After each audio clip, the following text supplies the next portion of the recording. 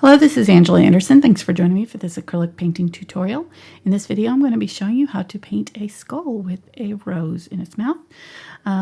This will be an interesting one. We're going to be doing it in black and white, and then we'll be glazing the rose, tinting it with color. So that'll be a fun new technique for this video. I'll show you step by step how to do it from start to finish. I've got my husband, Mark, with me. Hey there, everybody.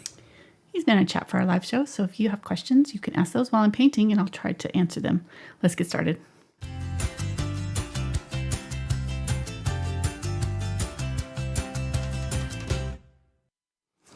Alrighty, so here's our printout of our skull. I've already sketched it out on the canvas here. I painted the background black, carbon black to be specific, and I'm using a 10 by 10 inch canvas. You can crop it however you want. My original reference photo is a little bit longer on the sides, so if you like that extra length, you could even kind of offset your skull, put it on whatever size canvas you want.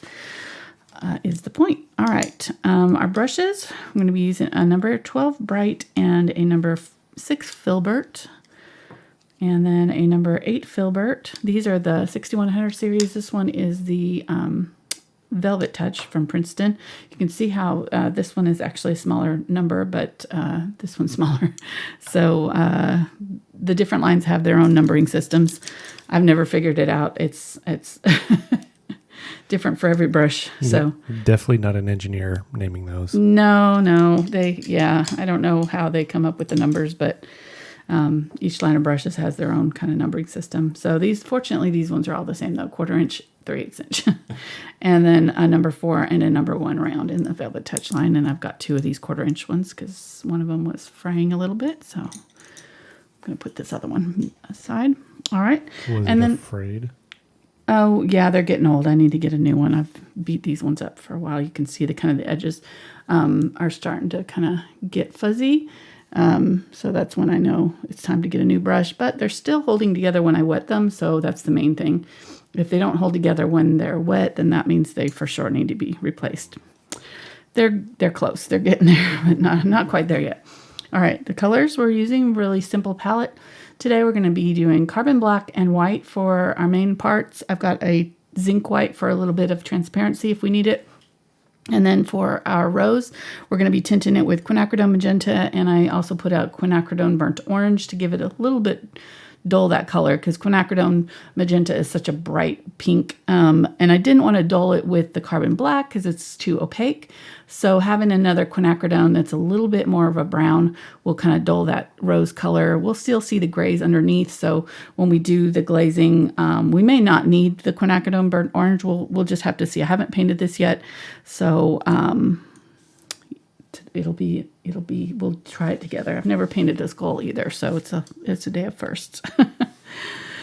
I'm not really going to go over the drawing. I'm just going to go over it really, really quickly. But basically, if you kind of did a rectangle here for the skull face here, it's kind of, the nose is pretty much split down the middle there. So you've got these two kind of wedge shapes almost for each side of the nose. So you could start there. The outer area is just rounded off. And then there is a little notch in here for the cheekbones that come out. And then they curve in like this. So this is a really classic, this shape right here is a really classic kind of skull shape. Got the cheekbones coming in and then the teeth right here. So, and then this part comes out and kind of squares off right here and comes straight down just about. And then it angles in. And this should be about the width of the outside of the eyes sockets right here around that chin off. And you can kind of bring it up just a little bit. And then the rose is covering this whole area here.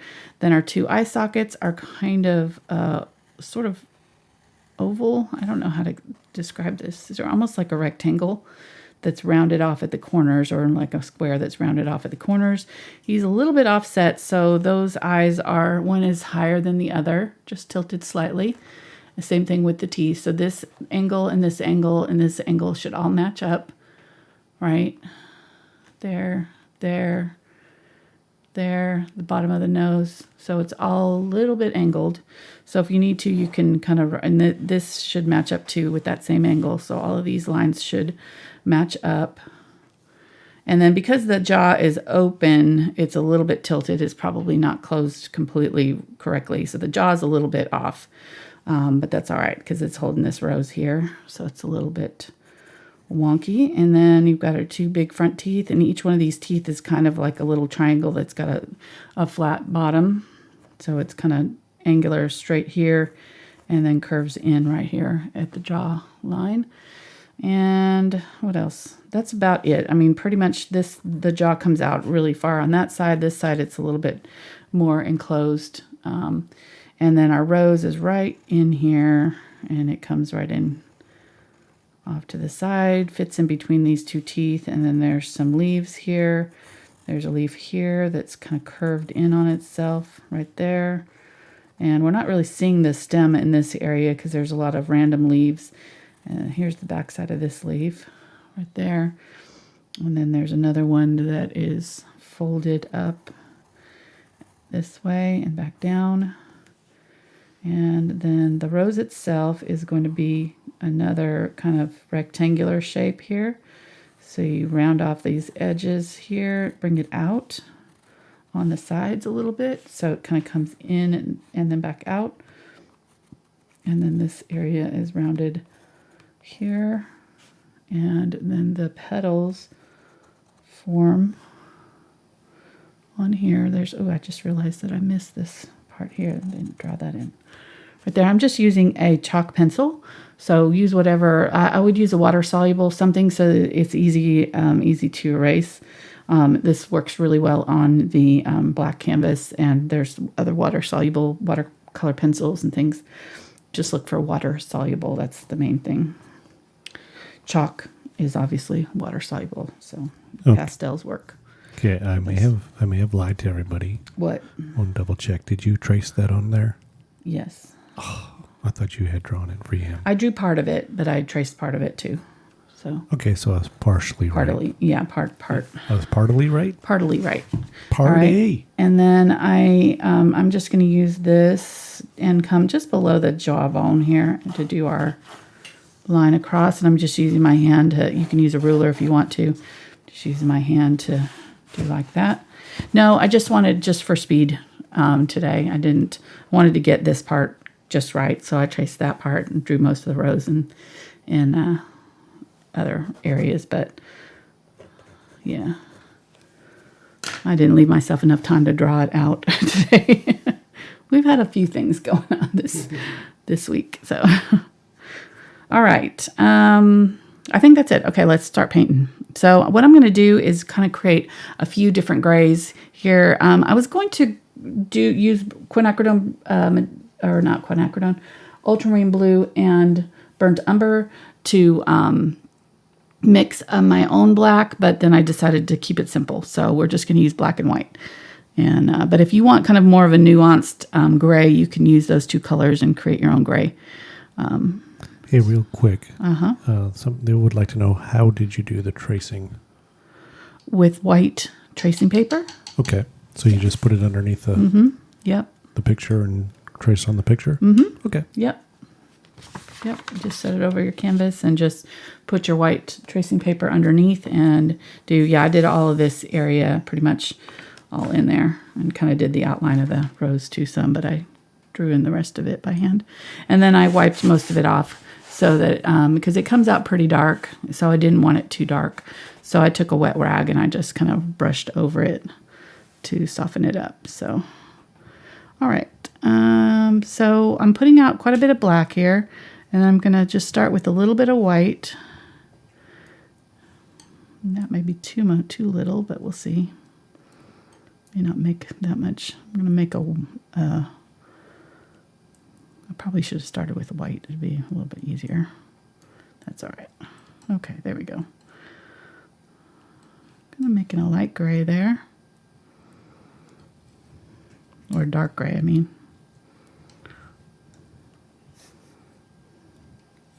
One of the two. Take about a little bit more than half of that. Lay that out there. Get a pretty good amount of white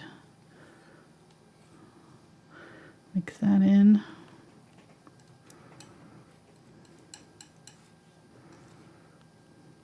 So I think I'm going to make like 4 shades. I saw about kind of 4 major tones, and then we can lighten and darken them as we need them. But that'll give us just a head start, so we don't have to mix all of our grays as we work. It'll give us a little bit faster working time. So again, take about half of that, put it over here. And again, a little bit more white. About equal parts now. You start out with just a little bit of white, then add a little bit more, and then a little bit more, and as we go down, then by the end we'll have mostly white and just a little bit of black in it. Like I said, it might have been a little easier to start out with the white and add the black in, but we didn't do it the easy way. All right, there we go. So we've got a lot of this medium gray color, which is going to be in a lot of... in fact, I'm going to mix these two together because these are pretty close, and I can just... yeah, that'll be... I can add black to it if I need it. Somebody would like to know, could they use Payne's gray? Yeah, Payne's gray is blue and black, so it'll have a more bluish tone. Okay, and then I'm going to go ahead and grab most all of this white here.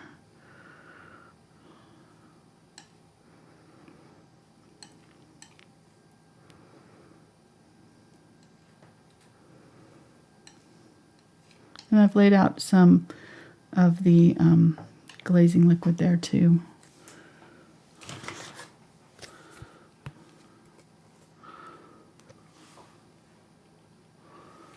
So hello to everybody. Hey, yeah. Angela just jumps in and gets really into the painting. I do. Well, I try to kind of speed it up a little bit. Speed it up. I understand. We lose people in the beginning if we don't get started quick enough. They don't like to listen to a lot of talking. They want to see some action. Let's go. Let's get this, right. This show on the road. Get it going. All right, so there we got 3 nice grays there. And let's do one more really lighter one. Leave a little bit more of that one. And do a bunch of white for this one. We'll have a lot of this color. That's okay. There we go.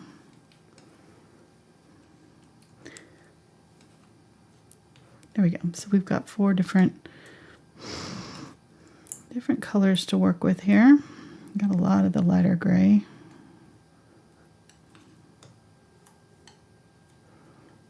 I'm gonna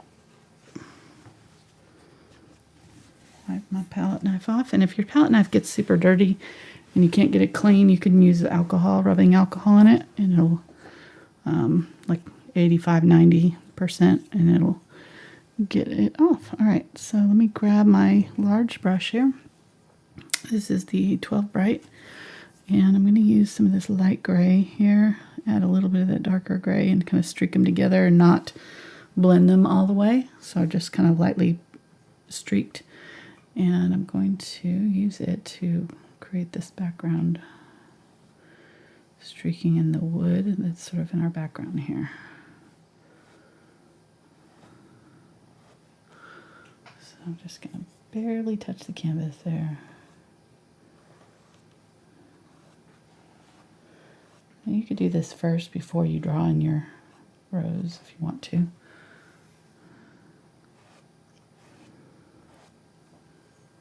There we go. Let's go a little bit down here underneath. I'm not going to go all the way to his chin because I want to leave. And I'm doing very light, very, very light touches. So there we go. Okay, and then I'm going to get a little bit more of that black.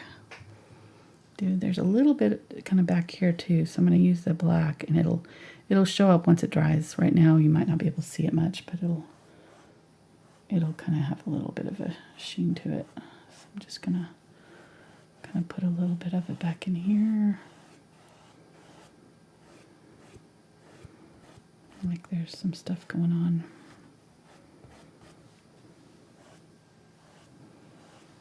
And use very, very light touch. And if you do too much, you can always go back over. I'm just going to kind of soften that transition between those two colors just a little bit so it's a little bit softer right there. I want to streak some of that black in from the sides.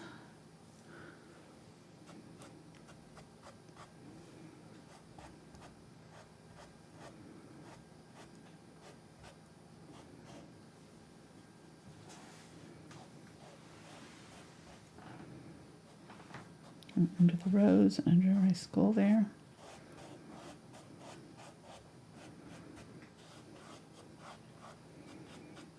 Now I'm just kind of softening up what we did there. And just another little layer. Okay, that's pretty good. It's pretty subtle. I might go back in once this dries and add a little bit more dry brushing up high there, but I think that's good enough for now. And really that's the only thing we're going to need this big brush for. Everything else is going to be the smaller brushes on our skull. We don't need this big old one. But I'm going to switch to my large Filbert.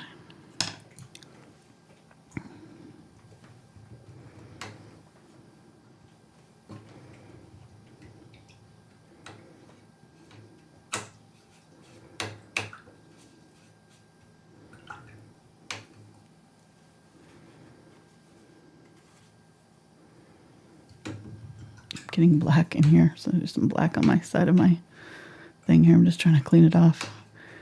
There, it's getting. I don't want that to pick it up every time I pick up some. What I'm going to turn my thing. I'm just going to do like that. All right. Moving on. So let's start up with our light gray here at the top of the skull. And I'm going to get this color here. I'm going to do it all the way up in here. And just kind of follow the outline of that skull. And I'm going to leave a little bit of the background showing through in places as I do this. So I'm going to use a kind of a light touch on areas where I want it a little bit darker. Get that kind of little bit darker gray right here. Bring it up. I'm just going to do small areas and work small areas as I go. Get that really dark color. He's got a sweet comb over. Leave it just like that, please.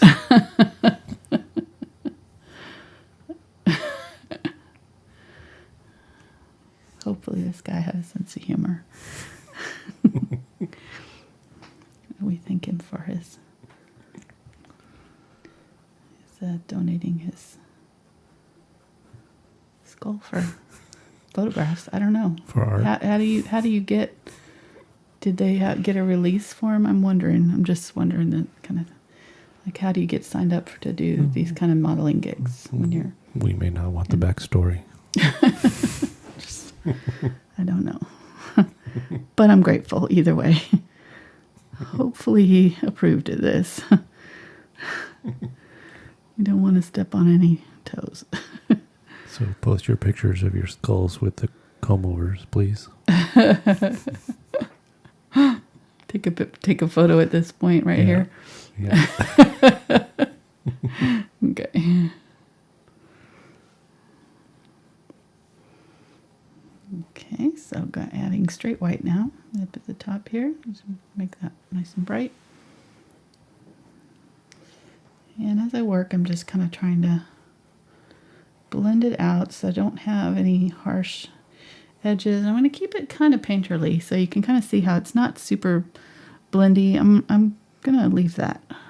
I like that look. So, and I'm using the Filbert brush because it'll give me a little bit of a softer look when I do that. Okay, so I'm using a little bit of the glazing liquid here to come around the side. That will soften up my paint, make it a little bit more fluid, make it easier to blend out these edges. So I'm putting a little nice bright highlight right here next to our dark area back there. And then it gets a little bit darker as it comes around the corner here.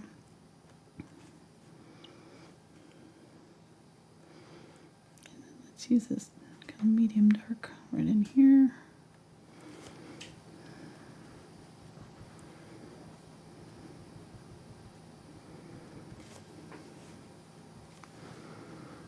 Get some black.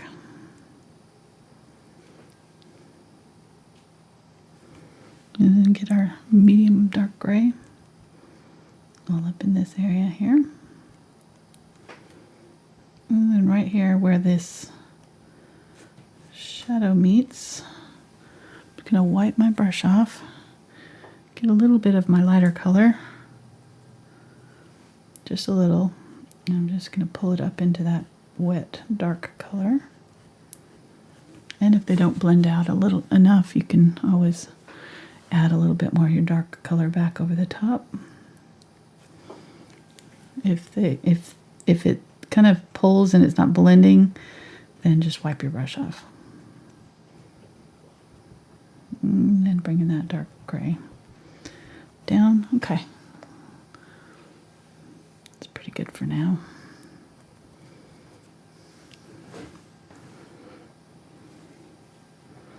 Let's get some of this medium. These two colors are too close to the same tone. I didn't really do a very good job of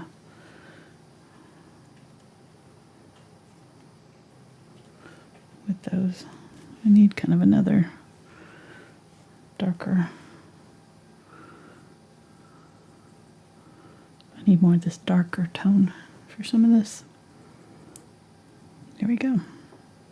Mixing a little bit of that with that. Get kind of a color in between. There we go, right there.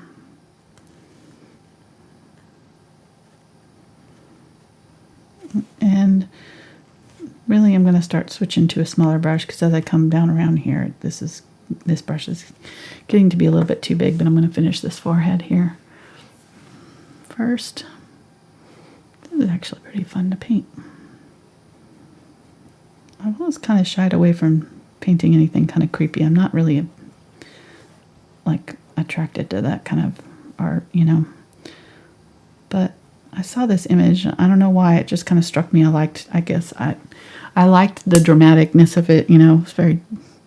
I like that kind of look. Obviously in my art, the kind of single subject or whatever, pretty simplified. And I like the rose, and I thought, well, Halloween's coming up. Why not, right? Let's try something new. So hopefully you guys enjoy it.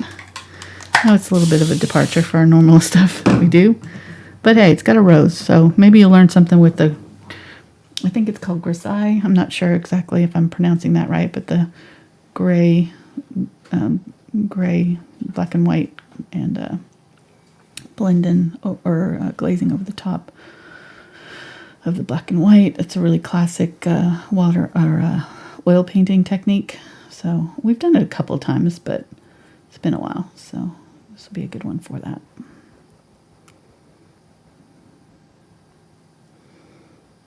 Okay, bring that down. I don't know if this is normal.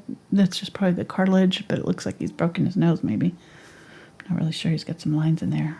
I'm not really sure what those were. Okay, just blending that out. And you can see I'm kind of, just like I do with the roses and things, you know, I'm trying to kind of see what this, go with the kind of curve of the shape. So I can tell this is starting to dry because it's getting a little bit sticky. So I need to be really careful not to overwork it right here while it's drying. Otherwise it'll start to lift. So I'm just going to do a little bit of blend out right there and then work on over here. And this area over there is pretty much all white. And I am going to switch to a different brush now. That one's just getting a little bit too difficult to work with. I think I'm going to stick with the Filbert shape. I'm liking it for this blending. Since these shapes are all kind of rounded, and maybe on the teeth I'll probably switch to the more angular, but it's easier to blend rounded shapes when you have a rounded tipped brush.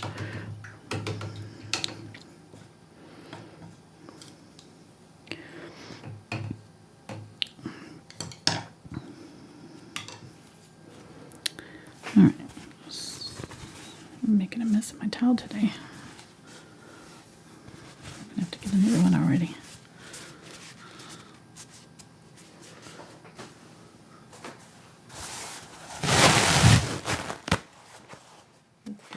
Good sound. I like that sound. Especially when I get your mic turned way up. Yeah. All right. Wetting down the smaller filbert. This is the number 8. I would guess it's close to my 3/8 inch size. So if you look at them side by side, they're pretty close.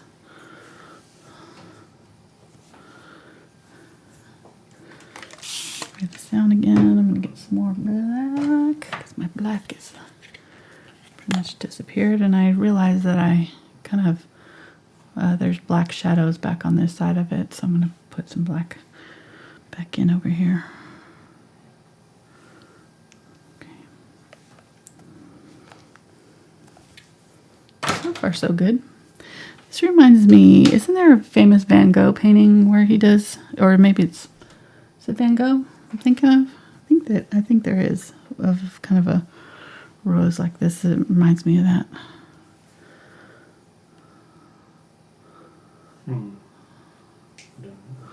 Okay, light gray. Maybe a little bit darker. Here we go.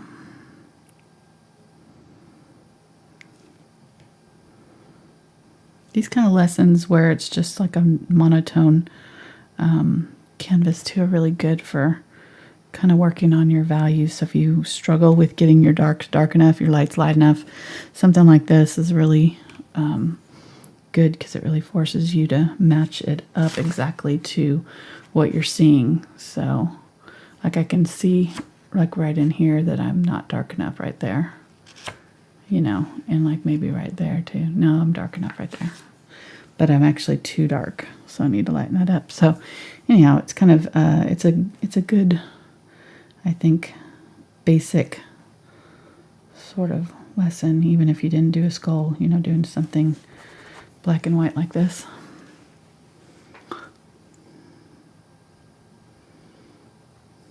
Good thing to practice.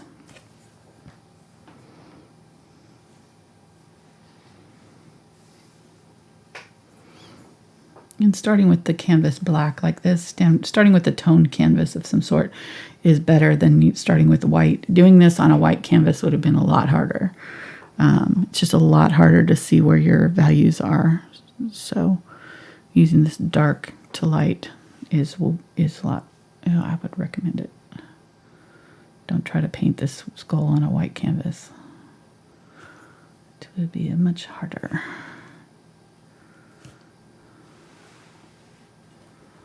Well, I shouldn't tell you what to do. You do what you want, but I wouldn't try it. I've learned to go with your suggestions. After 30 years of painting, that would be my recommendation. We'll take it or leave it.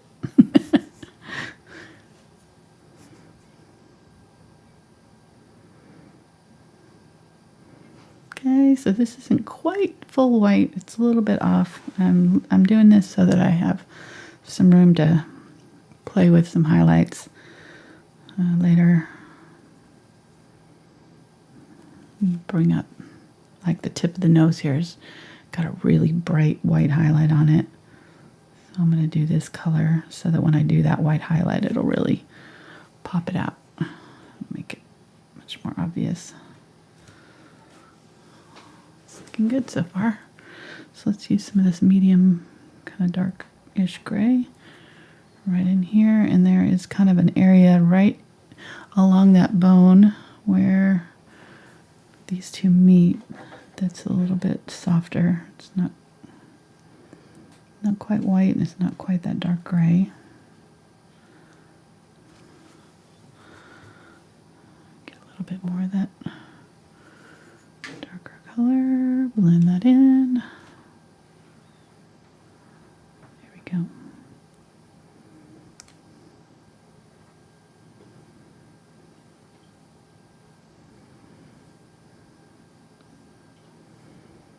I'm working fairly thick with my paint here, so it'll give me a little bit extra working time to blend. Get a little bit of that white.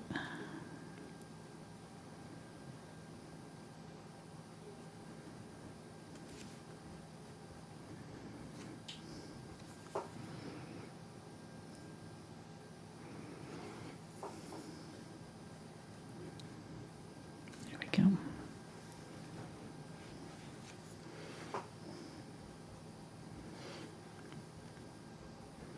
And then I want to go, you can get all that dark color in there. I want to go pretty bright right here on this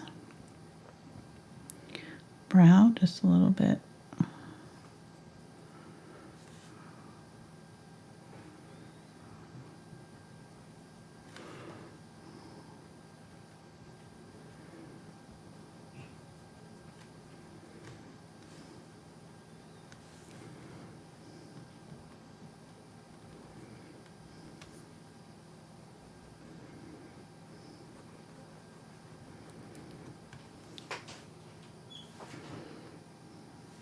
Darker gray right down there, and then right in here. Get the lighter gray, blend those two together.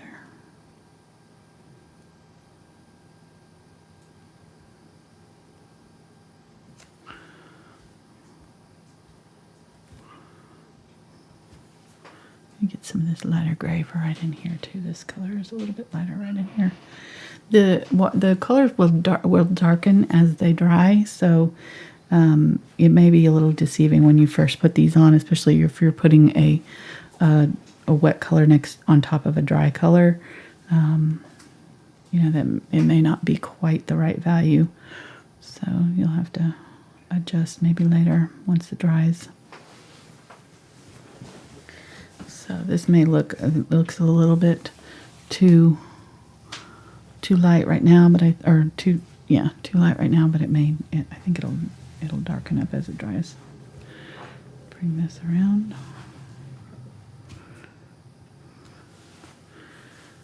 There. Did you find the Van Gogh picture I was talking about? No, I wasn't looking for it. You didn't know you weren't supposed to look for it? Okay. But I'll go look for it right now.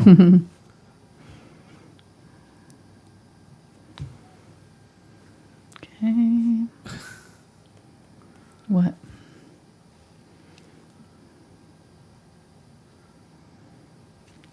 Skull of a skeleton and a burning cigarette.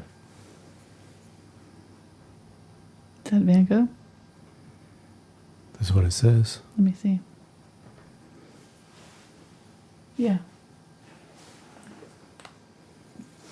Isn't that fun? Click on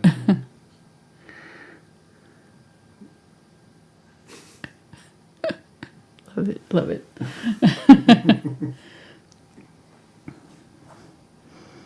So we're doing the girl version of it with the rose. Don't know if this is a woman or a man. I don't know if you can tell from the face. It looks like a man to me. It's got a pretty strong chin, but maybe I don't know if that's indication or not.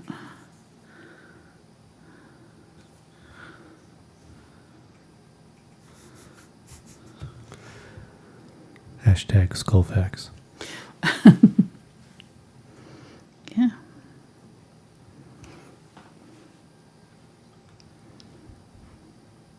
I'm just trying to decide if they won the Tango Marathon or not. I would think so.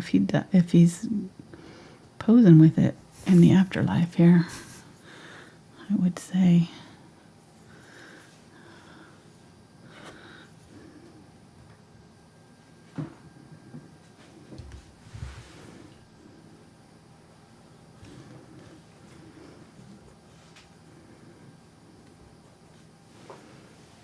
There we go. So you can see I'm kind of leaving these kind of brush strokes. Using this brush will help you get that effect a little bit easier. And it won't look as messy, maybe. Really like how this is looking though. Coming along pretty good. I think I need to bring this in just a little bit right here.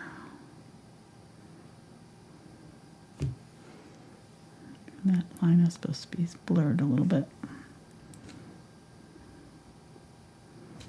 Softening that up a little bit. Okay, so there's a hollow right there. And right in here.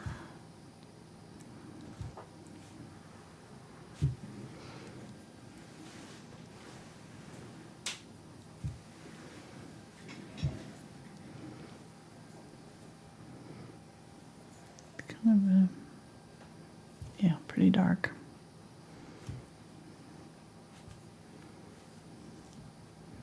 This side in general is going to be a little bit darker. Our light source is coming from over here.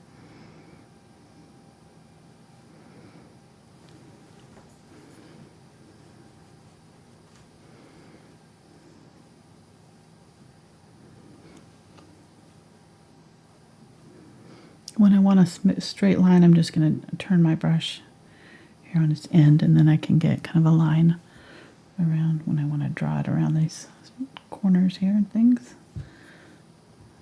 Whoops, I don't know why it's doing that.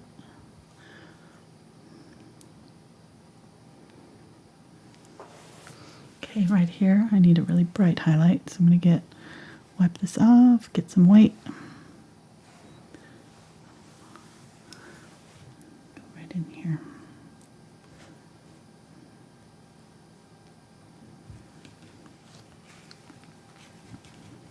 Wipe that off and just kind of smush around those edges on either side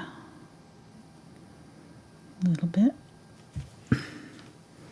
I've rounded that off too much. I need to square that up again because it's square right here. There we go. And right up here too.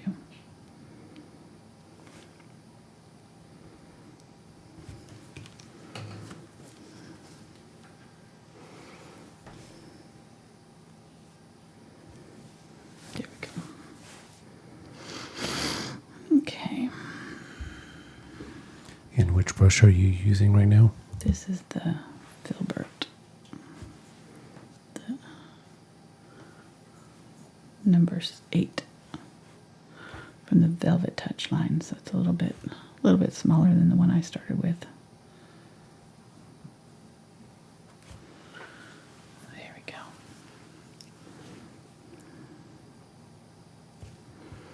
And darken this up right in here. Just a little bit.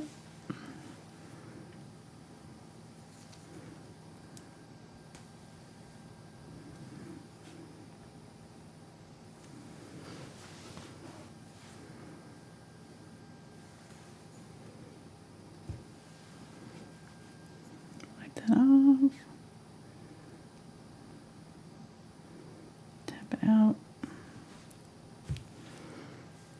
I'm going to grab some glazing liquid. That'll help move that paint around a little bit.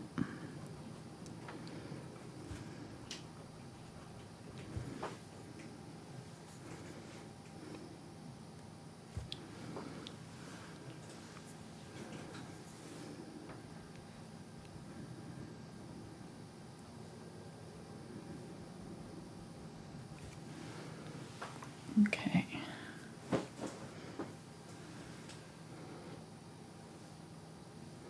And I think I need to bring this in just a little bit right here too.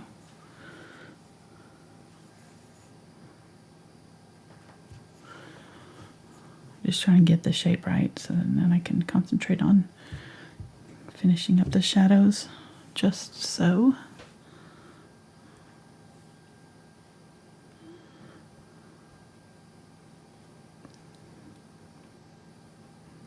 It is a little bit sticky right here. It's kind of halfway dry, so I don't want to mess with it too much. I can get a little bit of white right here on this part. That'll help. emphasize that hollow right there.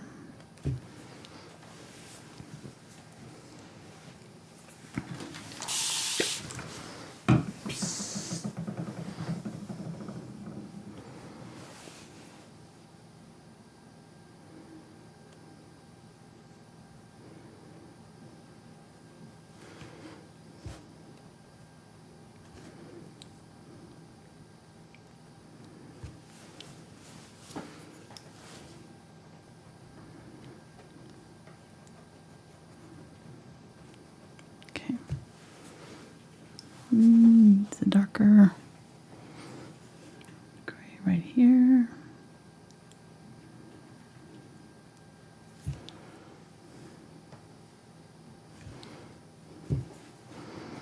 And then on this side, it's like almost pure white right there.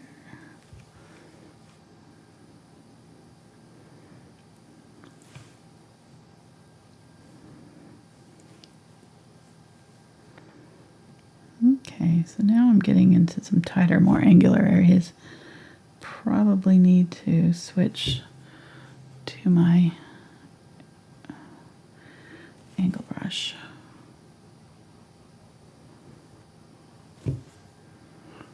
These little teeth areas and things.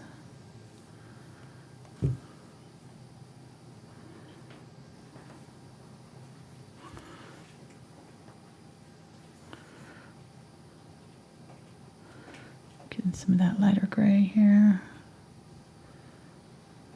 Flesh out the cheekbone.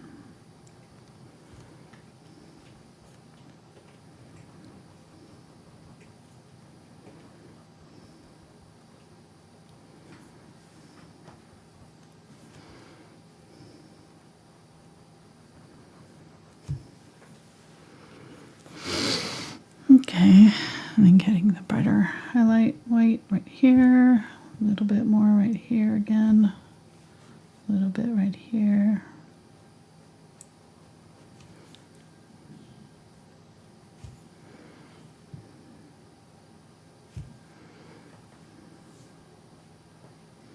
You can see how the paint underneath just kind of absorbs that white right in and just kind of dulls it right immediately. So I think that's because it's got the black underneath, but it's okay. So we may need a couple of layers of white. I'm going to switch to the 1/4 inch now. Angle brush.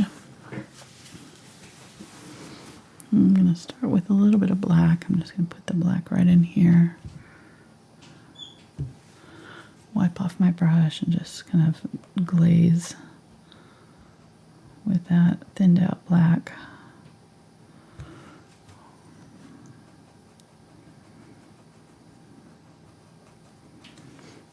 Shadows over the top of some of this. That'll help kind of blend it out too. Right, grabbing that black. I'm going to fill in this nose.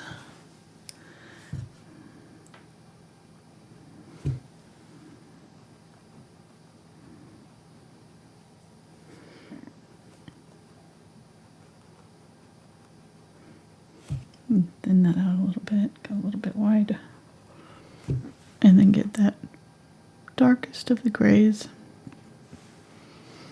and just use the tip and kind of, I don't know, there's something going on in here, I don't know what it is, but you can kind of see a little bit of a faint shadow of something right there, so I'm going to just kind of paint that in with that darker gray, get a little bit of the lighter to do right there. And then get that white and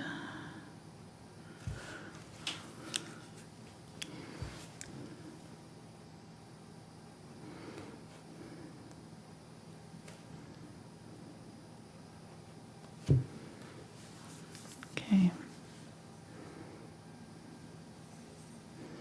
Get that white.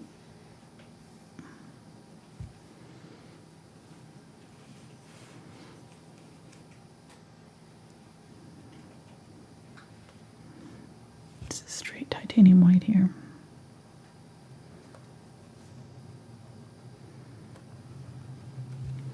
Kind of running it up that nose there.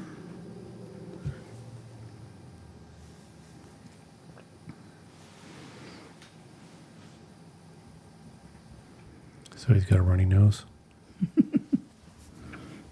does now.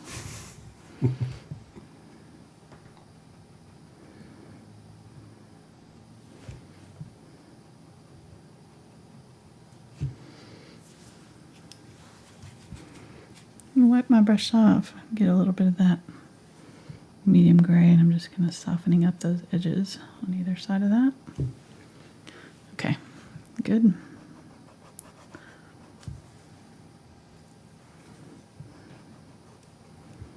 This area is pretty light, so, oops, got a little bit of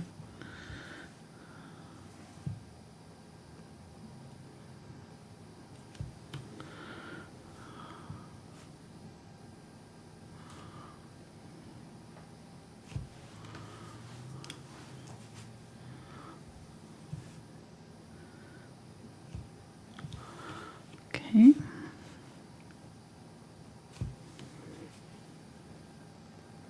Get some of that kind of medium-ish gray here.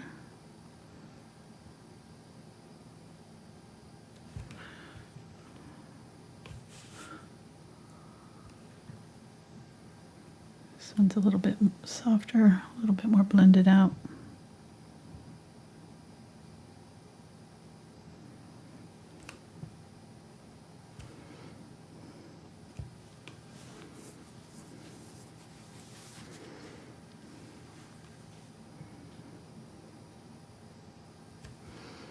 Getting white here and going over the top of that pops that forward.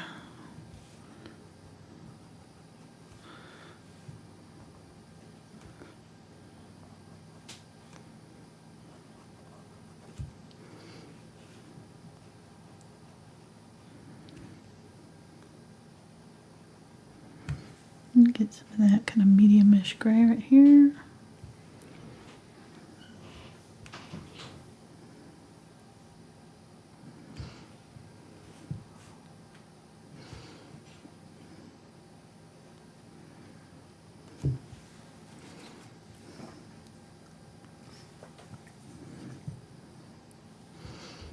In between these teeth, there's this hollows that come up, so just kind of doing that a little bit right here. These shadows between the teeth.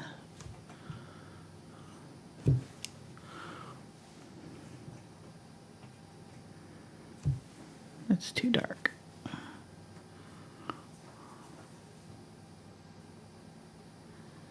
There we go.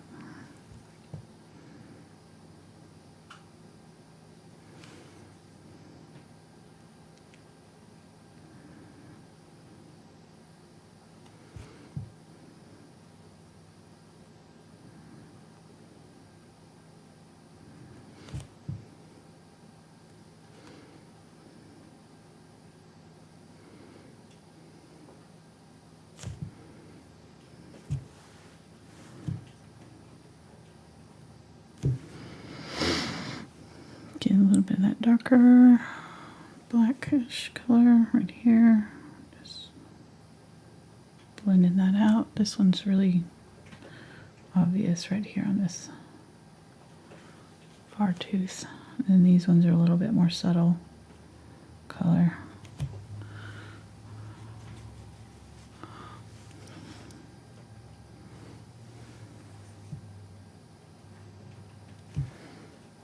Get that kind of in-between color here. Actually, it's pretty light. There we go.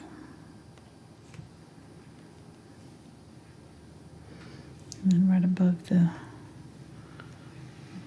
front tooth, there's a hollow right there. And then one kind of in between right there.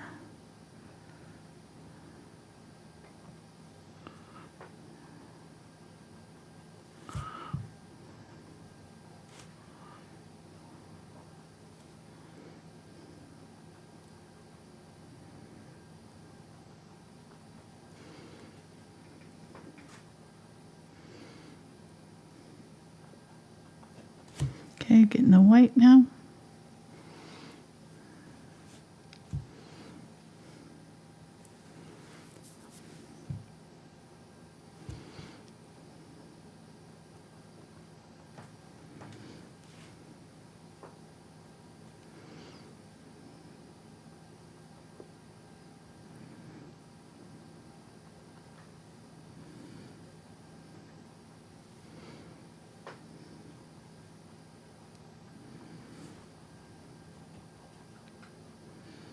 Put in the teeth. And the spaces in between the teeth are really dark, so I'm going to get that black and really emphasize those areas.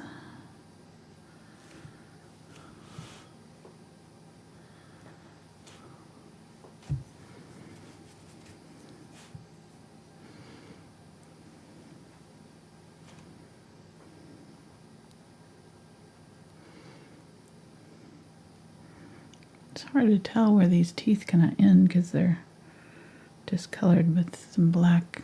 I don't know what that is, but I'm just going to tap in there.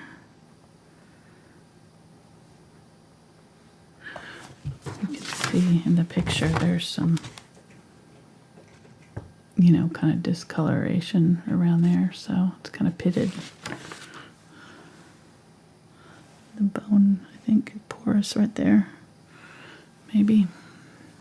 We're seeing dirt. Not sure.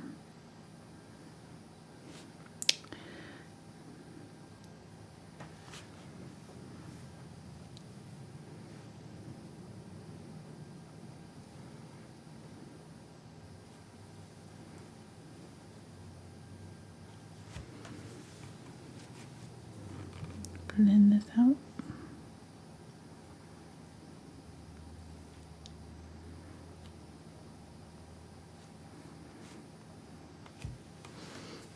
Let's say the teeth are by far going to be the hardest part.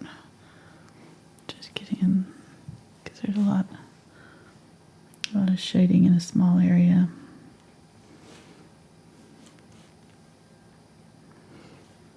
I thought it was because they're enameled. Could be. They're harder than regular bone. True.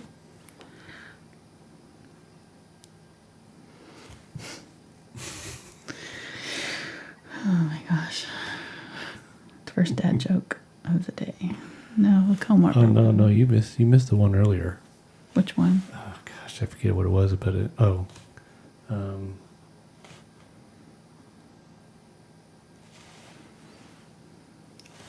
you were talking about your brushes and that they were frayed. And I said, oh, they're afraid. And you just kept on going. I didn't catch that. But thank you epic. for making sure that I... Thank you. We can rewind. It's okay. I believe you. Oh, okay.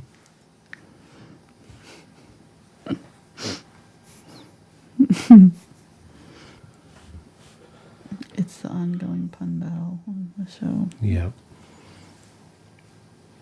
So when it comes to doing like the teeth and stuff like that, and maybe with all painting, do you just use a brush that you're most comfortable with, or do you think like a round brush would work? Or yeah, a round brush would work. Yeah, definitely. In fact, I had planned on using the round brush. Now that you say that, but I didn't say just it. Already had it.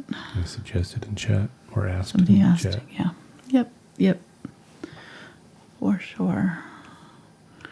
I'm going to move on and come back to the teeth because I want to fill in the rest of this, and then I'll be able to kind of see where I want to put some of the darker shadows and things. So kind of a little bit mid dark here. And go into quite dark down in that shadow area right there by the rose. Wipe that off. I just put in kind of that dark gray and then pulling it up into that wet paint and then wiping my brush off. Pulling from, I picked up some, turn that over. I picked up some of the paint from the pile there. Grab some of that lighter color and pull it down.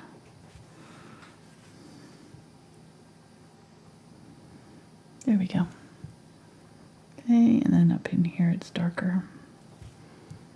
Where these two meet.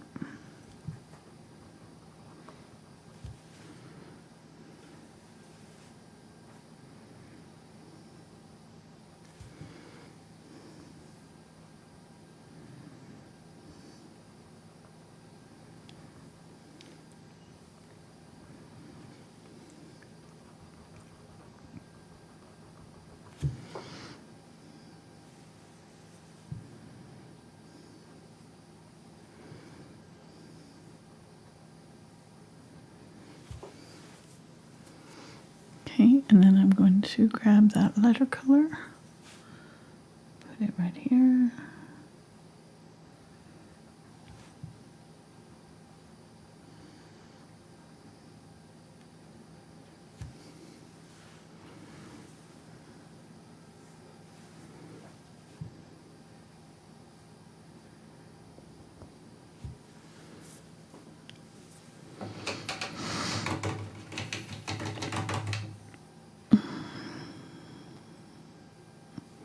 Get the really dark gray, mix it with a kind of medium dark.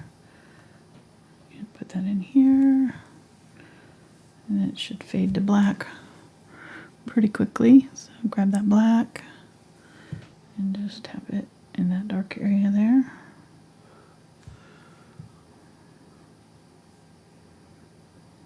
Blend that out.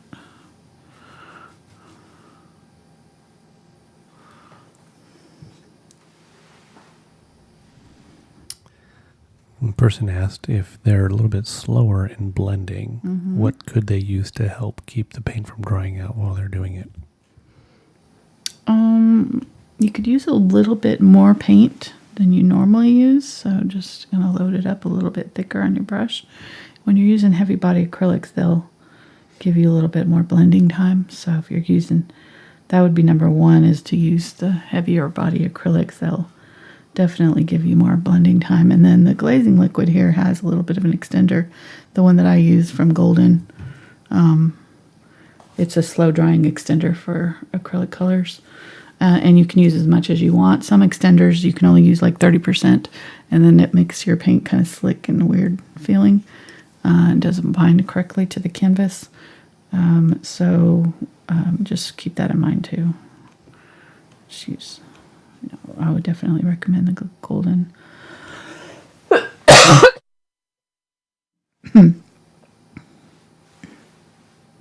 Did you catch it? Sorry. Part of it.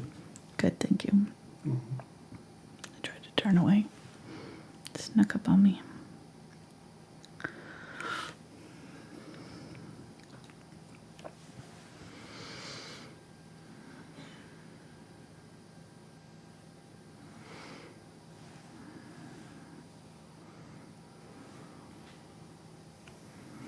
So let's get the rest of that jawbone there. Cheekbone. What you need.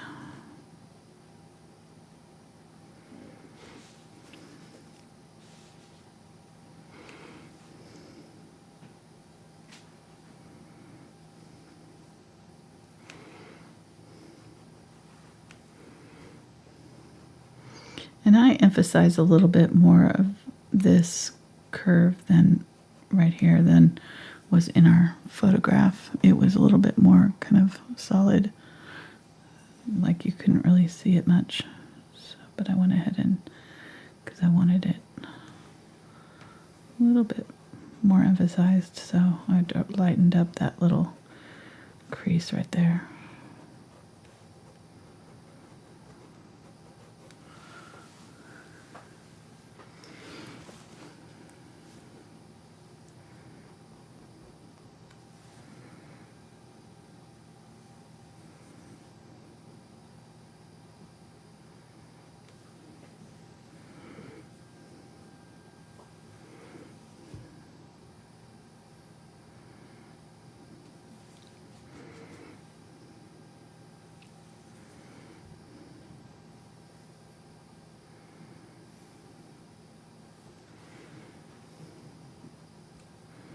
This is where I'm saying that like it dried darker, or a little bit, darker than we wanted it to stay, so we'll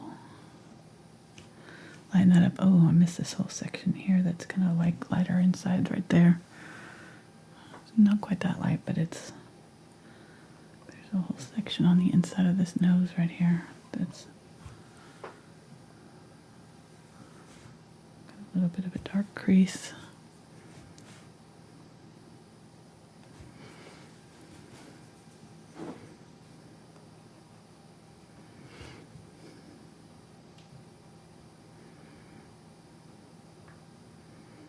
Definitely gets me in the mood for Halloween, for sure.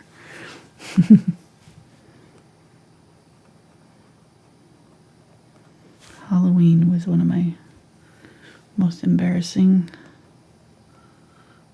slumber parties ever. My parents always did up really fun stuff, so we, they would like do popcorn balls, and you'd have to, we always did like the candied apple or the apple bobbing and stuff like that. And then I had a big slumber party one year with all my girlfriends, and my mom made these bats that hung from wires out of popcorn balls. She put like little paper wings on the sides, and you had to eat it the first, and that kind of thing. We did all kinds of fun games. And then that night we went to the movies, and instead of going to the movie that we told my mom we were going to go see, we went and saw Halloween 3. Yeah, and then my mom showed up at the movie theater and walked through all of the theaters until she found us and made all the girls go home. Like, so mean. I was so mad and embarrassed, mortified. I was probably 12, 13, something like that. We were way too young to be in that movie. Just saying. I understand as a mom why she did it, but it was pretty harsh. Were there any boys there? I was a rebel. I don't think so. Okay. I don't think so. I don't want to have to go beat up somebody. No. Okay. I don't remember there being boys, but there could have been.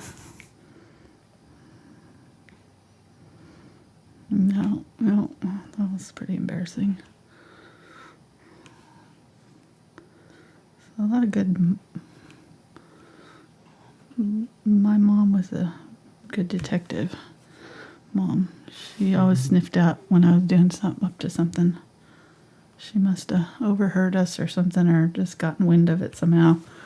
Decided to check up on us, make sure we were going to the movies. We said probably what we did was ask if we could go see it first, and then when she said no, we were all like, "We're gonna go see it anyways." Shh, we're so sneaky. Don't come in here. Exactly. Don't come in here, okay? Yeah. Pretty funny. I didn't realize I married such a wild, rebellious person. I was a rebel when I was younger. I'd sneak out, ding dong, ditch, doorbell, whatever. Mm-hmm. Used the hot tub in the condos across the street. Got kicked out multiple times. Multiple. Yeah. I'm sure they were. There was probably a flyer, I would guess, in there, thing. We lived literally across the street from this huge condo complex, and I mean, they had bigger pools than we did, so, and we didn't have a hot tub, so we'd just go over there and, sneak out at night. It was so dumb, too, when you think about it, how dangerous that probably was. Little 12-year-olds. So we thought we were invincible. Oh my goodness. I cringe when I think about it now, It's like, what were we doing? No adults. Real quick, back to the painting. Yeah. Somebody would like to know if you are primarily using titanium, unbleached, or zinc in your gray tones. Titanium. Yeah, because we got to cover this black. So I'm using the titanium. I may use the zinc later, if I want to tone. But yeah, I'm having to cover up this black, and you need the opaqueness of the titanium white for that. All right, using my lightest gray here, and I'm just going to kind of put one layer of this on the gums here.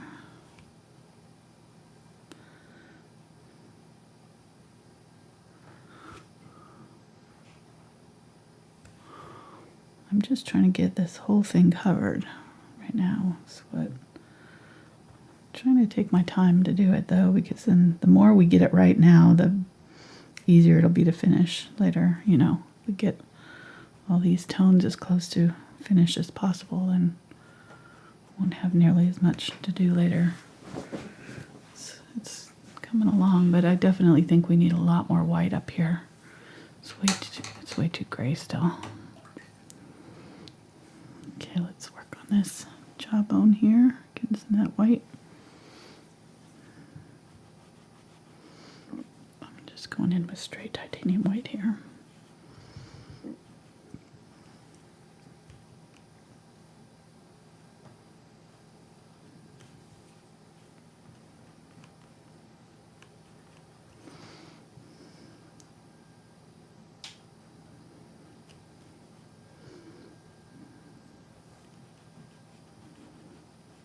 One thing about using the extender, though, the glazing medium, is it thins your paint out, so you know you don't need it. A little bit goes a long way. You don't need a lot of it to help the dry time.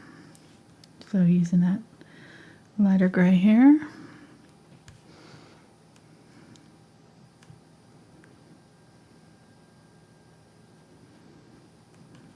And you can see how thick I had that paint. It just makes it a little bit easier to blend them out. I'm off camera there.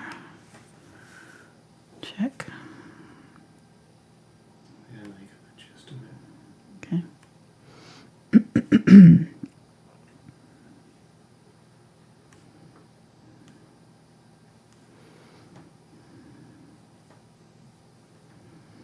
So right underneath these teeth are where the highlight, like, you can just kind of draw a line up these teeth is where the highlight part is.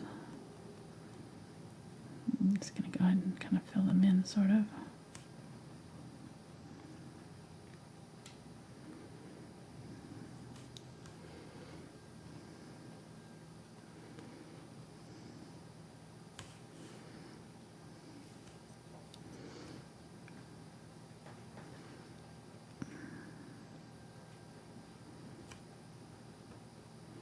They don't grind their teeth at night like I do. Maybe they do. They're kind of flat.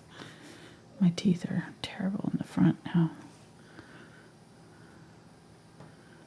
They're getting this one's getting a crack in it from grinding my teeth at night.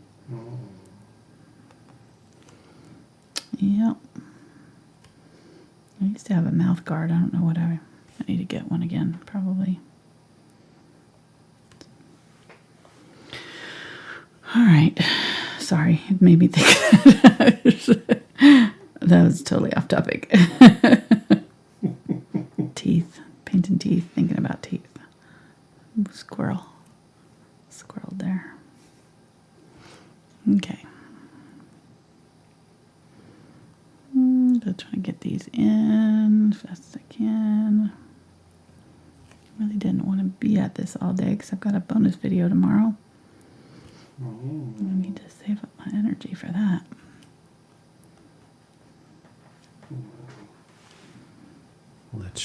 Let's show the bonus video here. Okay. Shukwa. Yeah, that's what we're painting tomorrow afternoon. A little autumn bridge. Looking forward to doing that weeping willow. There's a bridge right in the middle of it. I don't know if you can see it, but it's in there. Mm-hmm. So yeah, it'll be a fun one. That's for the $10 or the $5 patrons and patreon.com. And we've got a bunch of a whole library of different bonus videos. One's a cornucopia from a couple of years ago, and some Christmas videos, and it's been a couple years of bonus videos now, so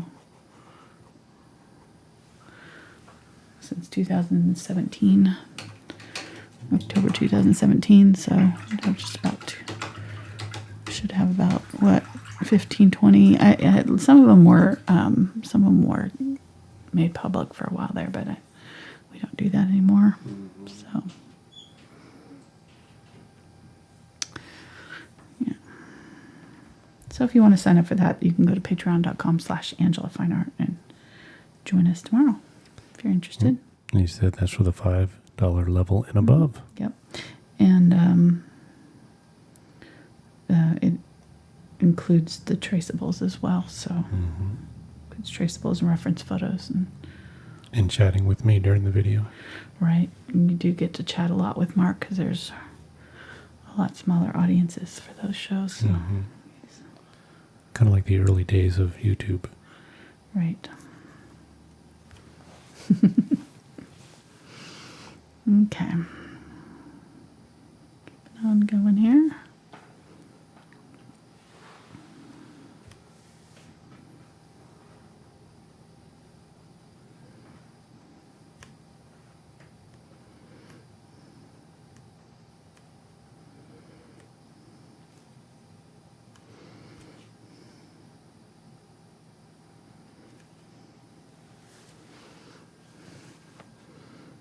Yeah.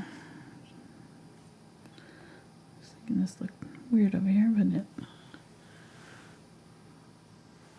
I think it's just because I haven't filled in the rest of the teeth yet. Looks a little bit off center.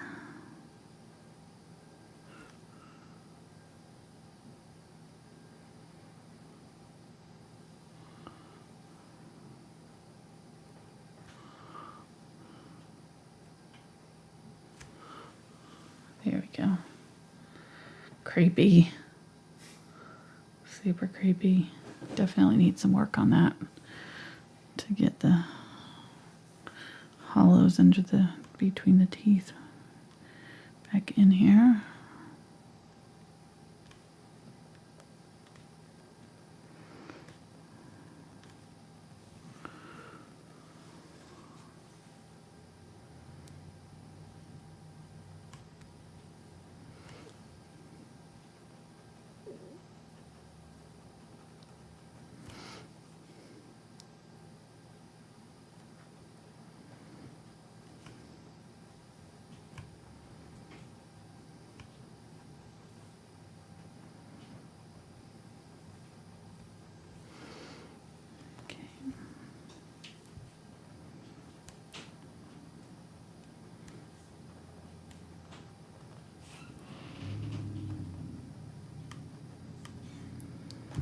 Okay, getting some of that lighter. Oh. I have so much of that light gray. So much of it.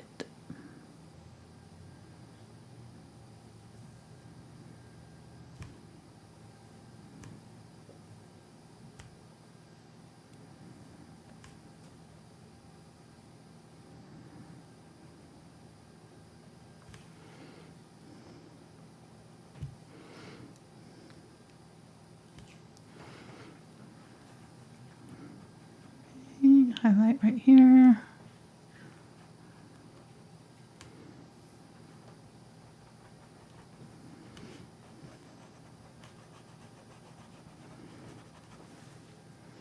Get that white.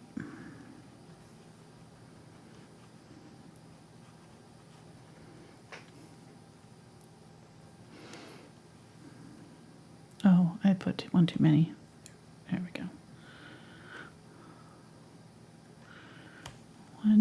One, 2, 3, 4, 5. Yeah. So there's 1, 2.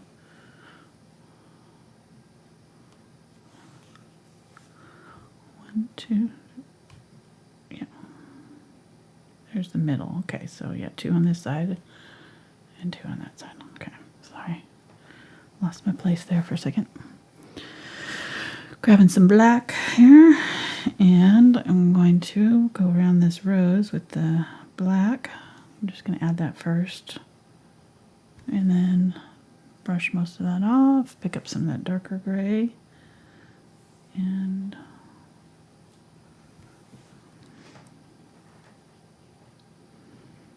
fill in the rest of this with that darker gray color,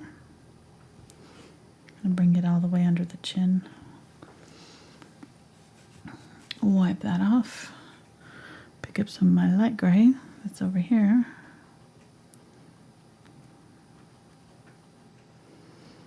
and those are wet, so they're going to blend.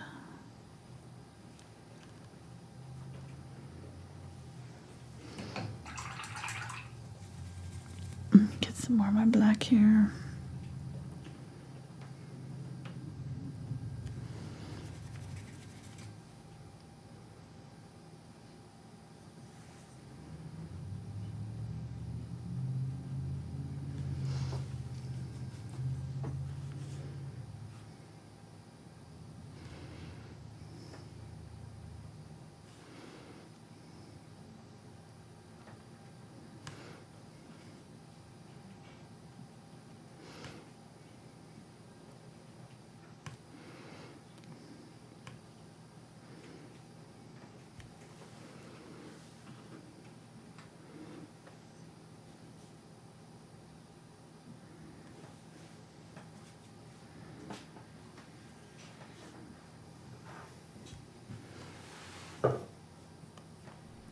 All right, we got some questions about Patreon, so Okay.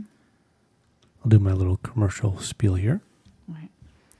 So the Patreon is a monthly service. So it's a calendar month from the first to the end of the month. It's not 30 days. So if you sign up at the very end of the month, then you're only going to get a couple days, and then it'll re-up again. So be cautious of that. On the first of every month. Right. Yeah.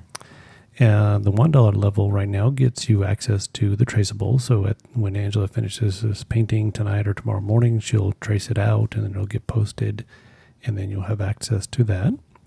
The $5 level gets you the traceable plus access to the bonus video that we'll be doing tomorrow, but not only tomorrow's bonus video, but also the videos that we've done in the past too. So it unlocks all of those for you, so you can do that, and it has traceables with it. And reference photos and the high resolution finished painting for you to refer to. There you go. Then the $10 level is all of that, plus access to a Facebook group where she does more tutorials. She usually does one challenge image, and it's up on the screen right now for this month.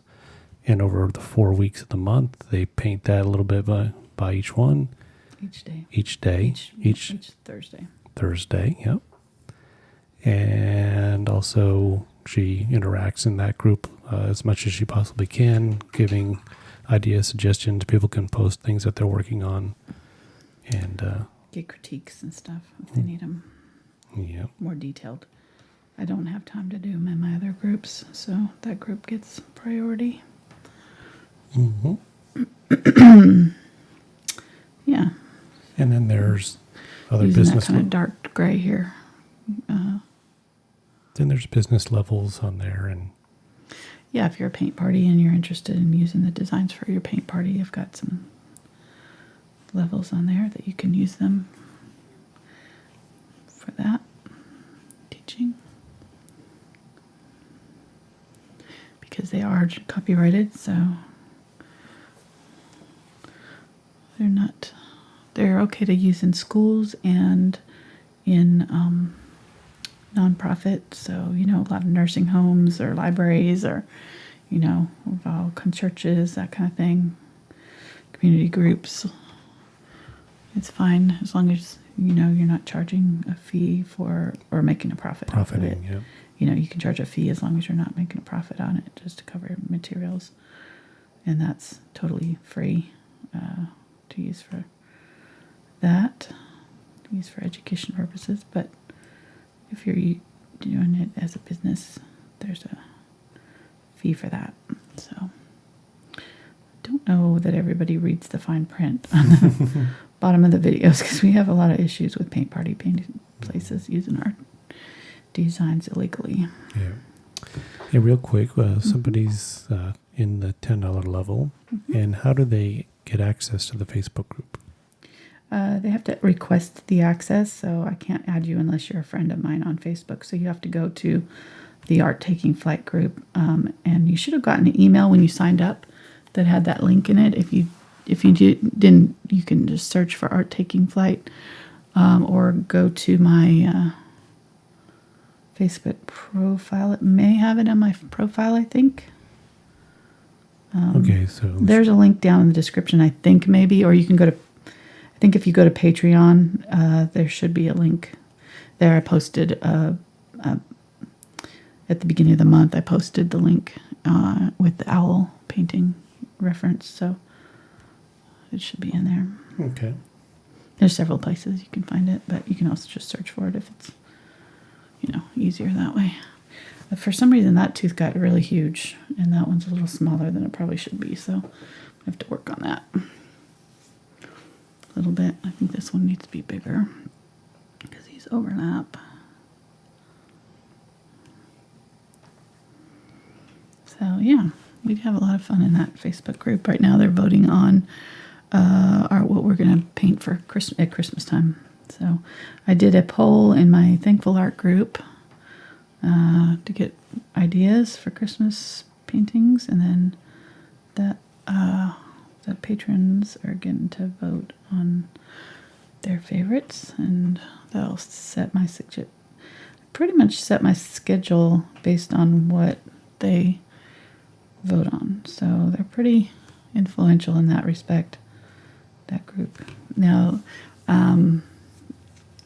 I usually, if I have different things that I'm thinking about painting, I'll post them for their information, and then if they have a specific request, they can post that. I don't necessarily paint a lot of those because most of the time, a lot of them, they're not royalty-free images, or there's issues with for one reason or another, but I do try to take that into account and find images that I can paint. So anyhow, okay, I think we are getting pretty close there. Teeth are starting to look a little bit more regular, human. I'm gonna get this brush out again, the large Filbert, and I'm gonna do another layer on top of the skull here. And let's go ahead and use the Zinc White, see how that does. It's transparent, so it'll probably be a little bit more subtle. We can maybe put it on pretty thick and get a interesting transparency happening. It's starting to dry there. I had a little fuzz.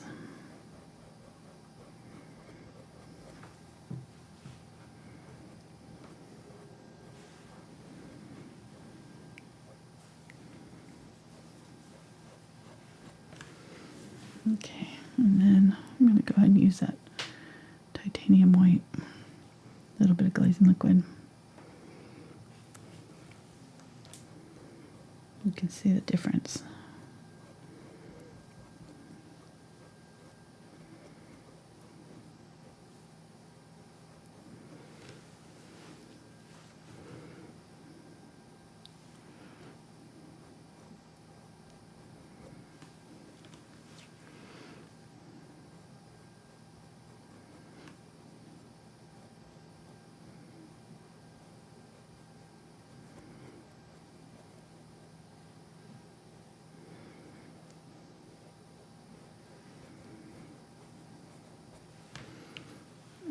It feels like I need to get a little bit more of that lighter color on this side.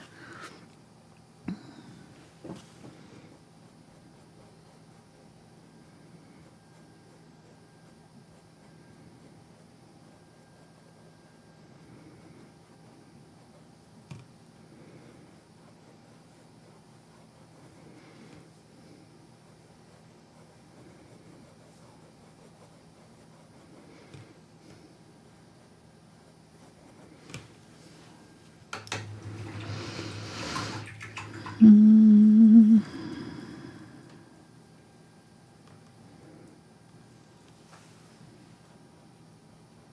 that out while it's wet.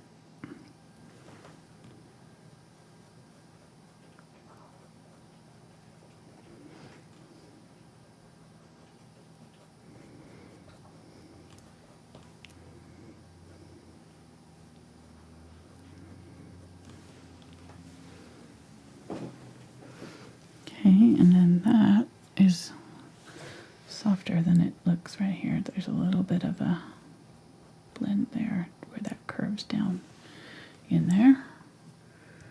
All right. still looks like he's got a point right here, and that's because it's a little bit darker here than it is right here. So I just need to kind of round that out. I'm going to let that dry though, because if I try to do it right now, it won't work. So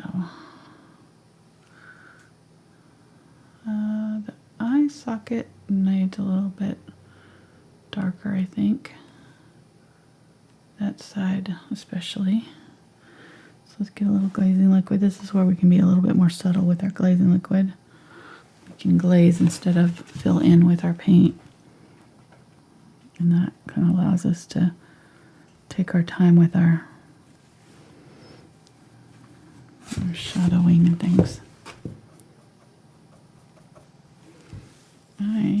This brush is too big. Smaller brush. Just using water here.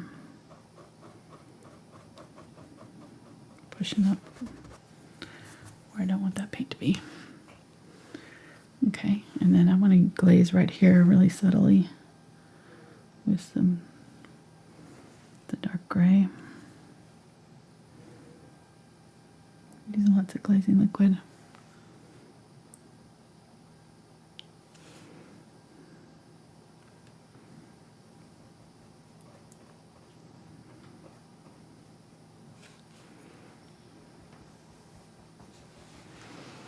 I want it a little bit darker right in there, so get a little bit more of that glazing liquid with the darker.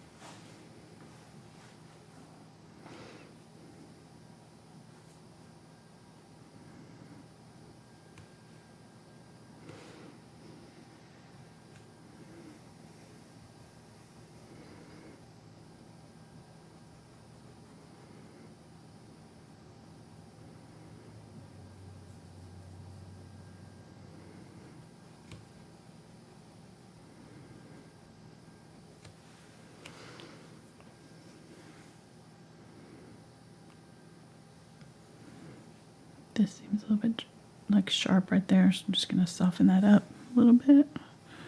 Get a little bit of white.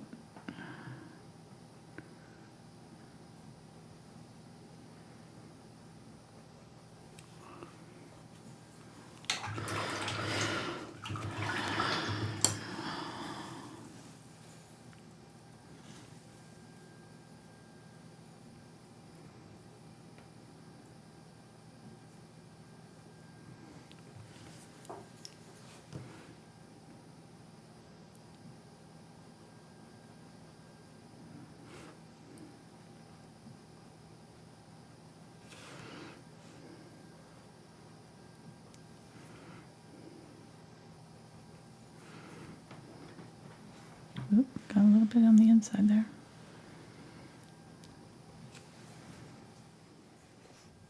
You're not realizing how much I love you right now. Why? Because I'm not passing on the jokes that are being told in chat regarding And there's some pretty bad ones. skeletons. Skeleton jokes.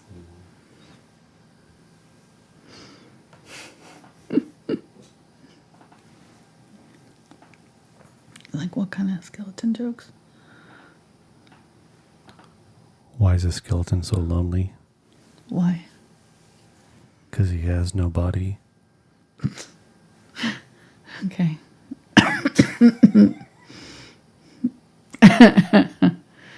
Yeah, sorry I asked. That is actually pretty funny.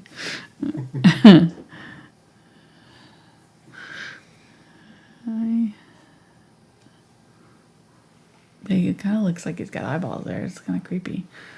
Like a little bit, doesn't it? It's a little, I don't know. He looks like he's smiling too, which is kind of appropriate. I mean, that's what it looks like in the picture too. I keep looking over at the picture and going, yeah, nope, that's right. Like, thinking I'm getting a little...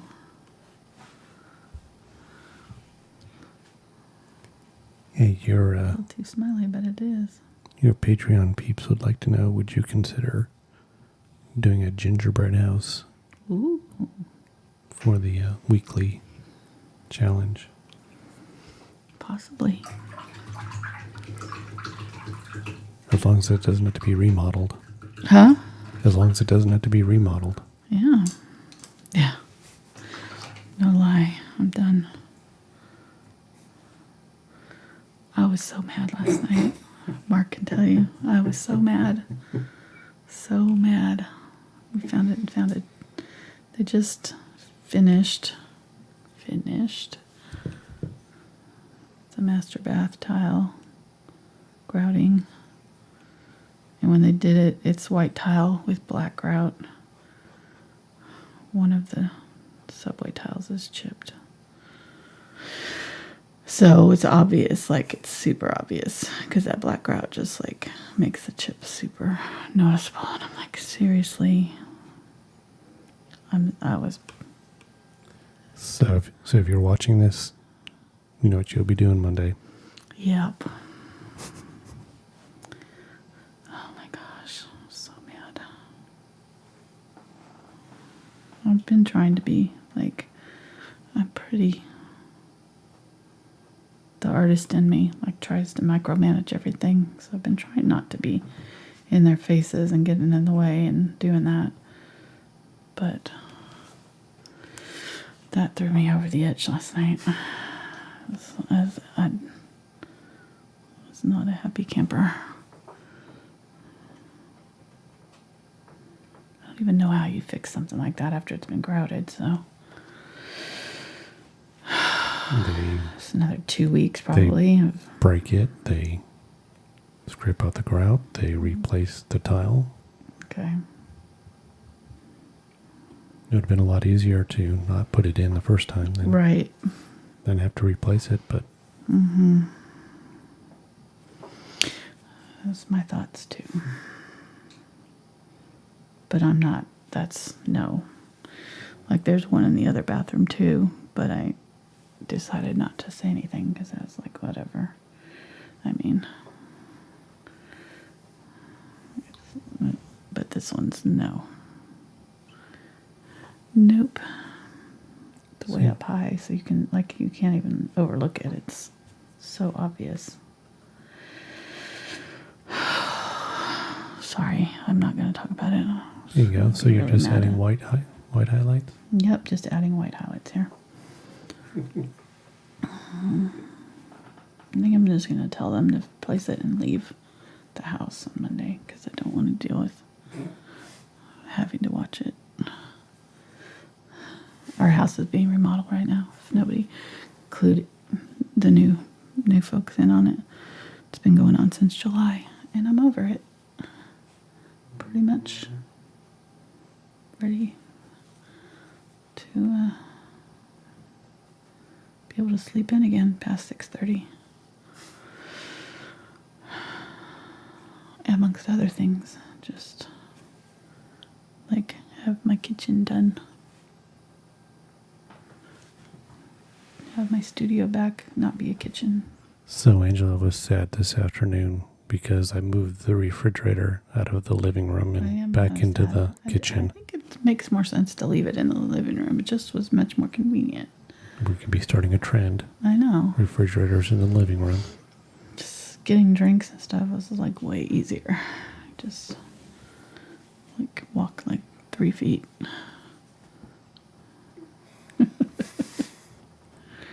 Now That is something that I will miss. Now, and maybe not when I'm trying to cook, though. It would be pretty inconvenient to go into the...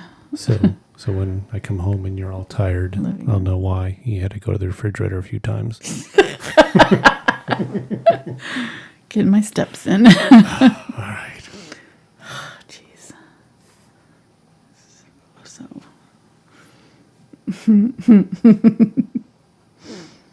Yep. I know it's so first world problems I complain about. Oh, yeah. You know, Yep. we're just fortunate to have a house. Yeah, I people mean, have a lot of real problems. Exactly. I All I can say is that Keep it into perspective. Chip and Joanne make it look really easy. They do. And now I don't like them for that. I think it's just all a lie. Going in, you were thinking you were going to be the next Chip. Well, no, it's just like it'd be over in 30 minutes. Oh, right. No, they are. Yeah, it's pretty deceptive.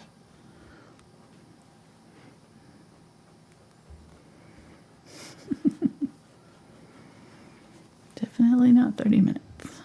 Everybody warned me too before I started. I told the chat that we were going to be remodeling. They did the studio first. The studio was a week, so it was super fast and didn't have to, just paint and floor, so it wasn't a big deal.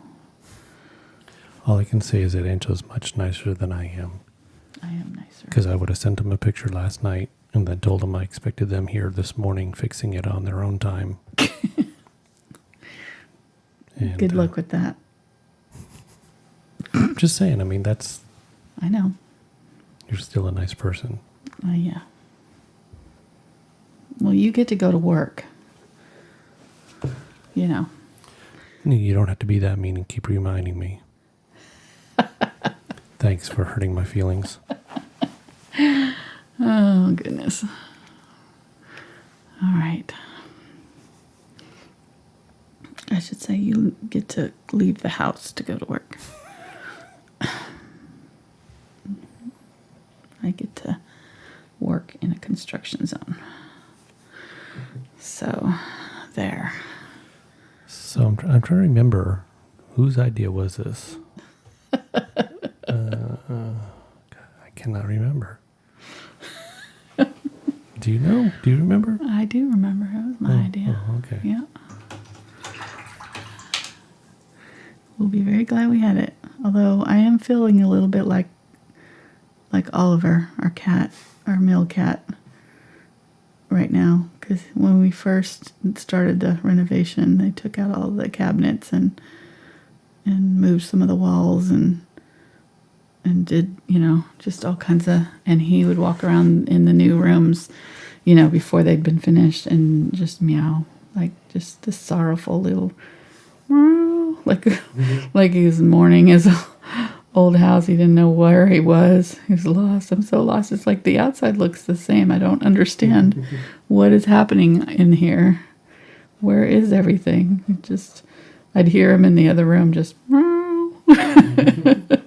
Which is his meow when he is calling for me, wants to get my attention and is doing his baby kitten meows, when he gets lost. He used to do that on our walks. He'd get about a mile from the house and he'd start that up, make me come back for him. So yeah, he's so walking around my house now, I just feel a little bit lost because everything's different. It's feeling a little bit of that Oliver. I get it.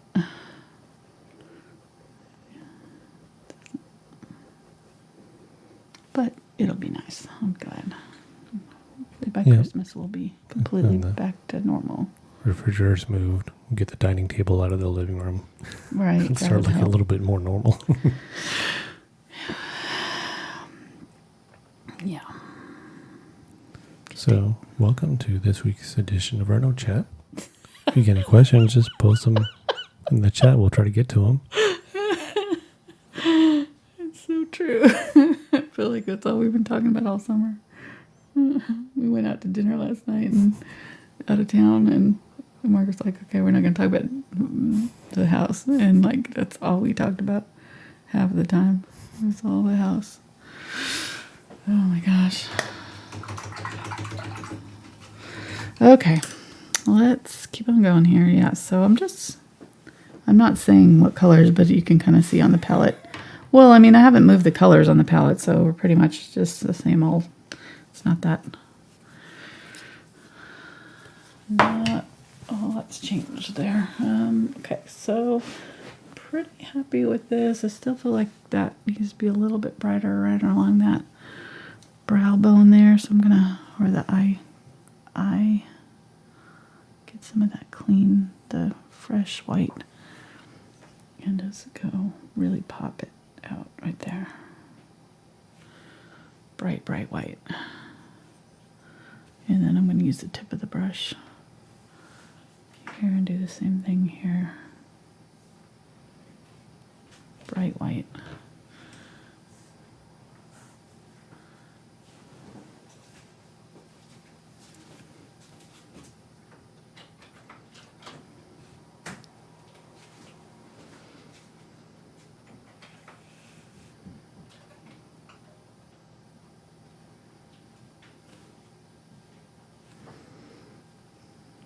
Mark just left. I don't know where he's gone to.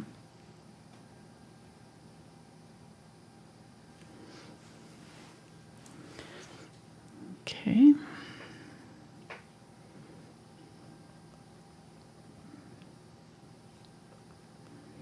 So now I'm just going in this really bright white, and this is gonna really pump up that contrast and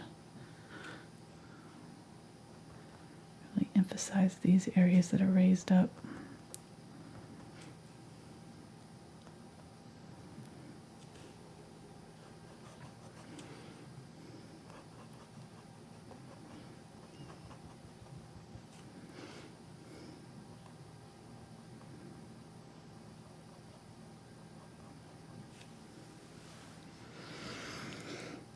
Okay.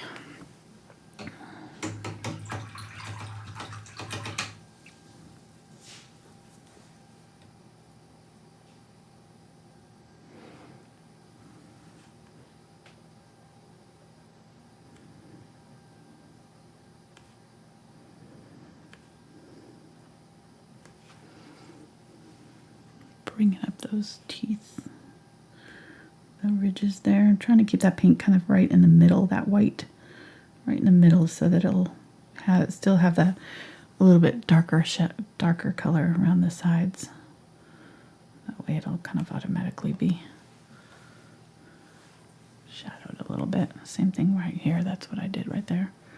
So I need to kind of blend this into this, though. This kind of has its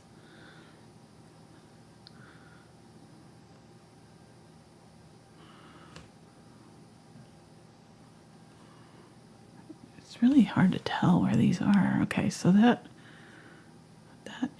this is the one that's got the big shadow right here, or that big highlight right there. And then this one, I think, let me look, that, I feel like I'm missing a tooth right here.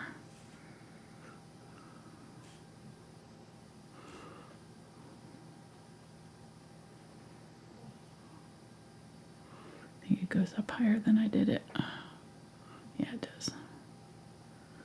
Okay, so there's a big old tooth right here. This one's small, this one's the big one.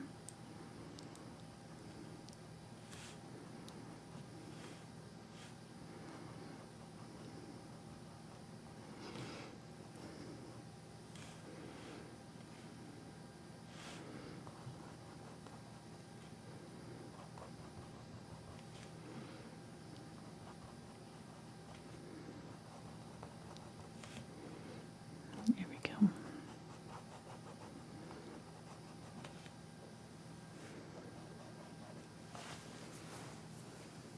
Yeah, we got it. Okay, we just needed to connect these kind of teeth with the upper part here. They all kind of have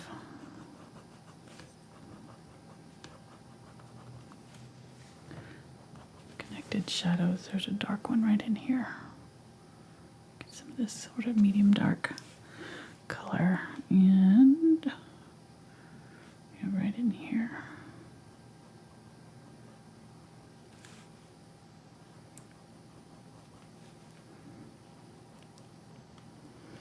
And this is actually kind of more like right here, and these two kind of merge almost.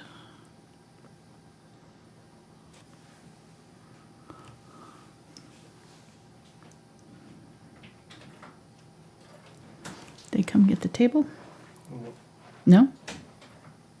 They didn't want it? Oh, they're not here. I thought that's what you were doing. Sorry.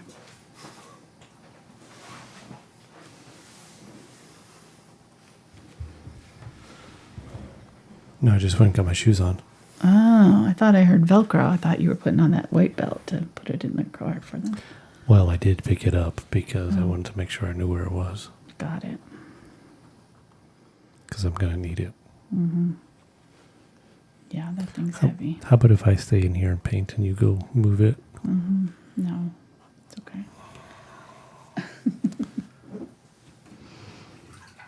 All right, so I need to put that shadow back in there. I took it out. A little bit of glazing liquid and that dark color, and so it's right above.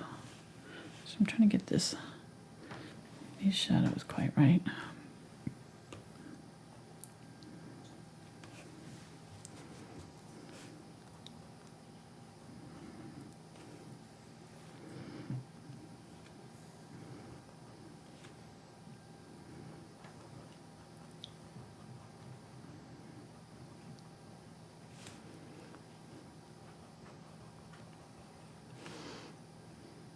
These are too dark. Get some of the kind of medium light color here. There we go.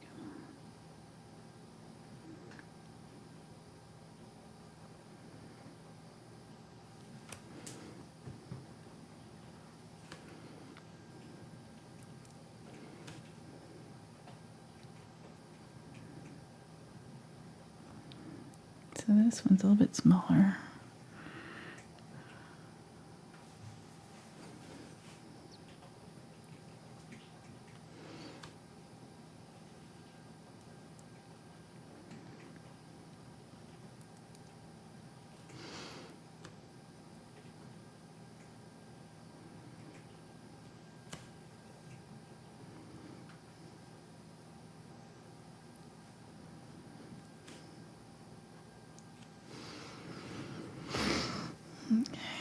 What time is it? 3:50. Okay. I need to work on this rose. Get this rose going. Got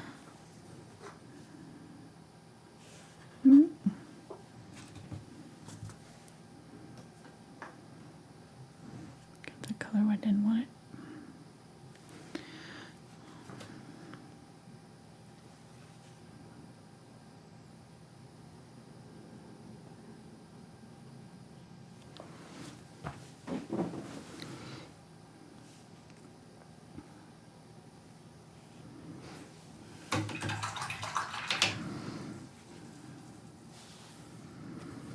All right, so let's work on the rose. So this area right here is pretty dark.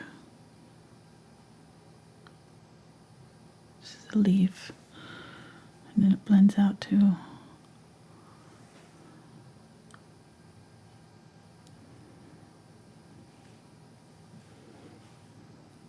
brighter.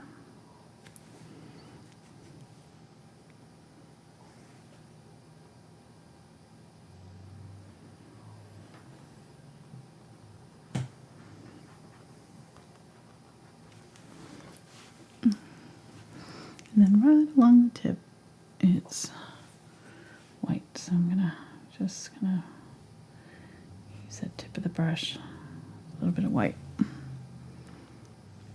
And if I brush it out with that white there, it'll kind of give me that faded.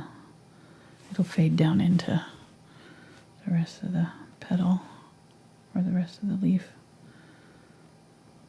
Okay. And then there's some teeth under here that I missed, so I need to put those in. So let's get the gray color. There's some that are back here that are in between that leaf. Back there.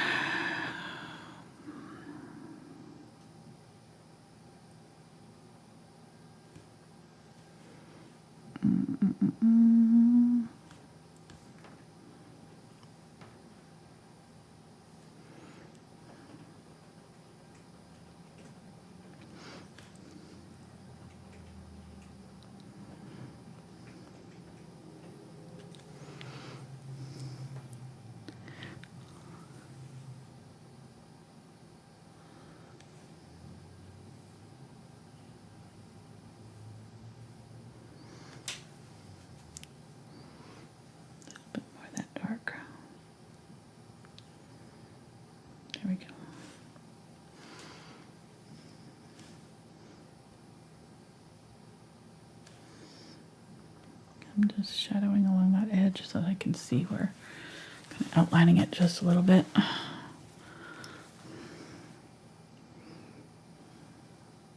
This is my titanium white now. I put it over there, so it's on the other side of my zinc white.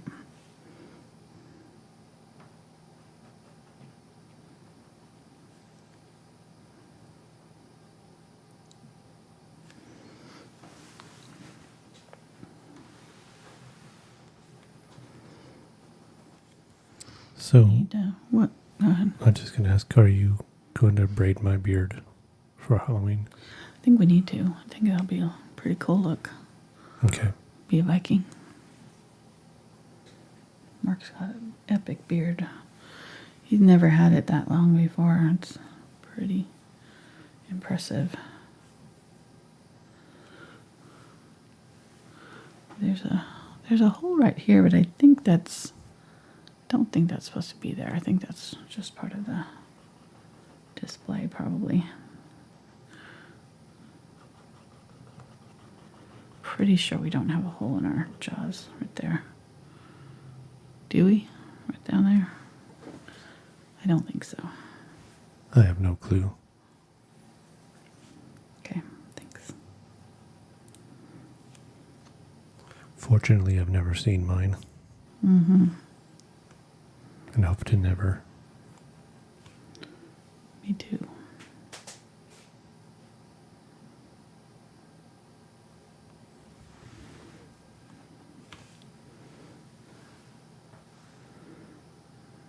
Okay.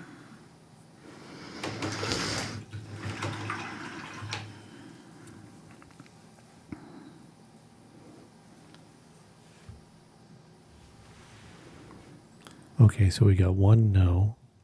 One no what? About a No hole in the jaw. jaw. But then we have somebody who says yes. That's where the nerves come through. Oh, Oh, we got two yeses, okay. one on each side. So Oh, there's okay. anywhere from 0 to 2 right now. All right, so I'm putting a hole right there. That sounds legit. It's in our photo, so It's a beauty mark.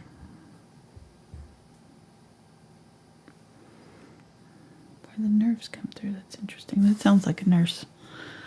They sound like they know.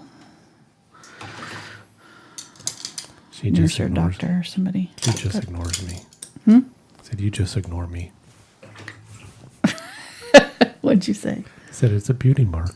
I know, I heard you. Yeah, I know, and you ignored me. I mean, Did you require? it's a 0 acknowledgement. Okay, I made it the circle. It's more of an oval here. Just tapering it off. That was one of your better ignores. I must say. Yeah.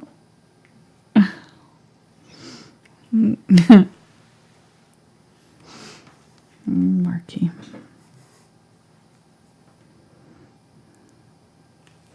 Okay, I've switched to a smaller brush here so I can get a little bit more detail and try and put some highlights on these teeth here.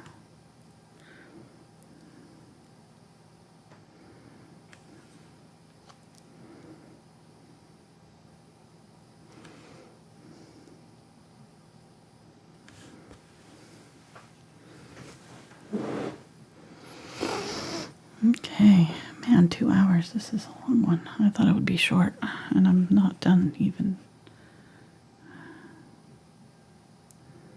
Glad I didn't do this on the Tuesday night. I almost did. This would have been another one of those roadside autumn roadways. That's took forever on a Tuesday night. Try to keep our Tuesday night ones short for Mark's sake, because he has to work all day and then come home and help me and then get to bed at 9. So when my 6 o'clock shows go late, he doesn't really get to rest much. Right, and you better be planning them out really well here coming up pretty soon, because Oak Island's going to start up again. And Uh-oh. yeah, exactly. Mark's just going to leave. Mm-hmm. If I go over, he's going to be walking out. Like, drop mic, see ya,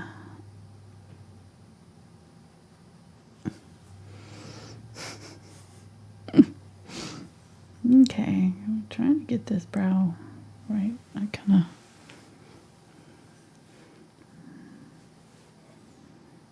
Okay, so there's gray on either side. It fades to the dark really quickly right here.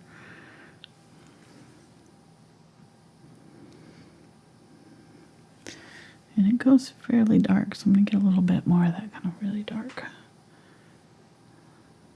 we go. Okay, and then, see, I'm blending it out too much. I do this. This is what I said I wanted to leave it kind of painterly, and I'm blending it. Everything. Can't help it.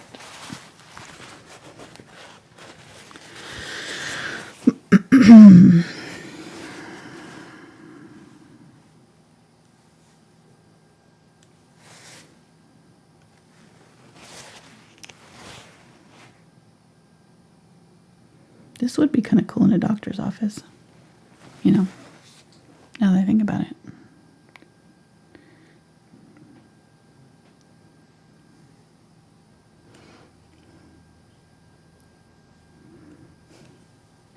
Maybe not. Maybe it'd scare people away. Which doctor? I know. It might scare people. Be like... Dr. Death. Maybe not. Yeah, that's probably a bad idea. Don't do that. You wouldn't have made a good marketer. I know. Well, it's all, like whenever I paint something, I'm always trying to think, you know, like I was kind of wonder what settings it's going to end up in, you know, where it's going to end up being if somebody paints it.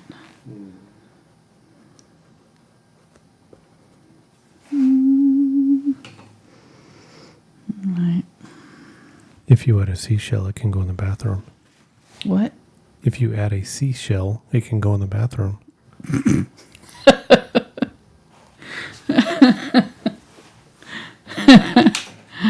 True that. True. I didn't even think about that. You're See? right. Huh? Exactly. That's pretty smart thinking there.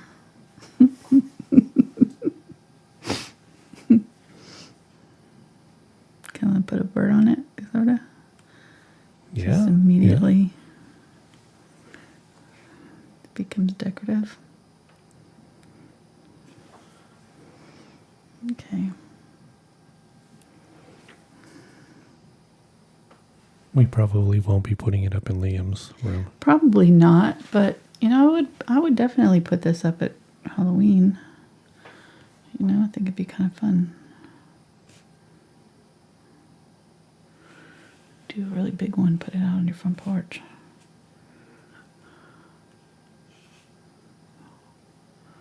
Scare all the trick-or-treaters. I remember when the year we put like glowing eyes in the trees. We did like glow sticks. Do you remember that? Glow sticks and the glow sticks in toilet paper tubes. Toilet paper tubes Yep. for eyes, so it looked like eyes, you know. Glowing eyes. Glowing eyes coming out of the... But it scared all the kids. None of the little ones wanted to even come up and get candy. Like, okay, not doing that again. Okay, I'm going to stop there as far as that goes and start working on this rose. Gotta get it done. So we gotta glaze it. All right, let me use the medium. I'm going to use the 1/4 inch angle. I'm going to use the white on the tip. Actually, I'm going to use the kind of medium. And let's put our leaf in here.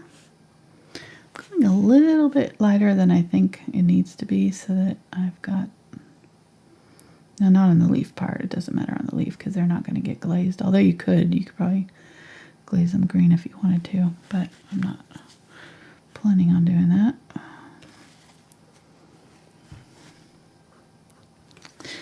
Darn it. Too much of that light color in there. Get that black in there. There we go.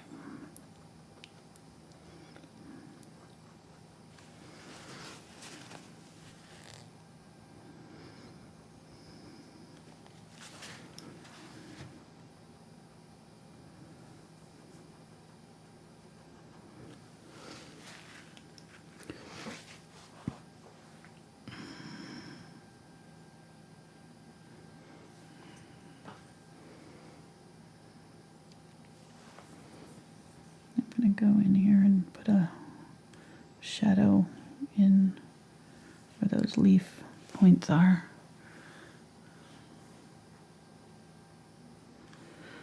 There, all right. And then the rest of this is kind of just crumpled. So there's not a whole lot of detail.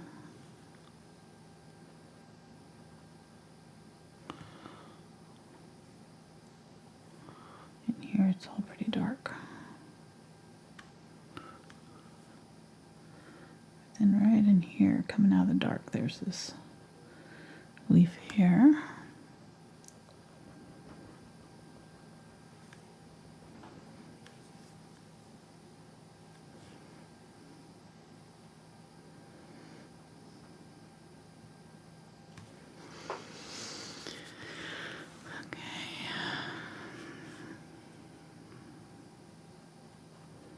And of course this rose is kind of dead and withered, so it's all kind of dried up.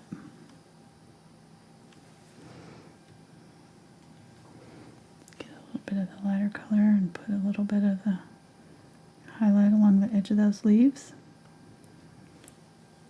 And then I'm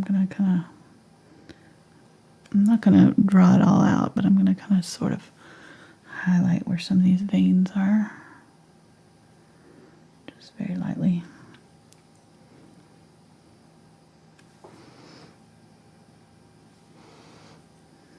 What are you doing, hon?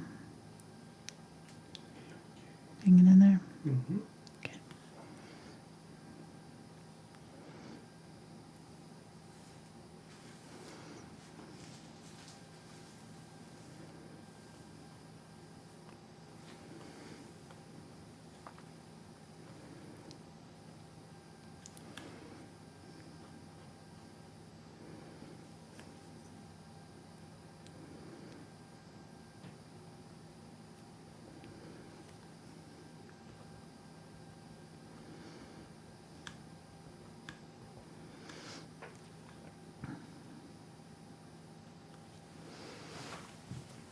Go.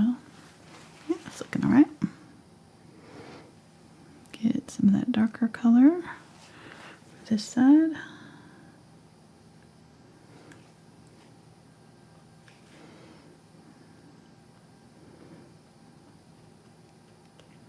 I'm just using the tip of that brush to create that serrated edge that those rose leaves have.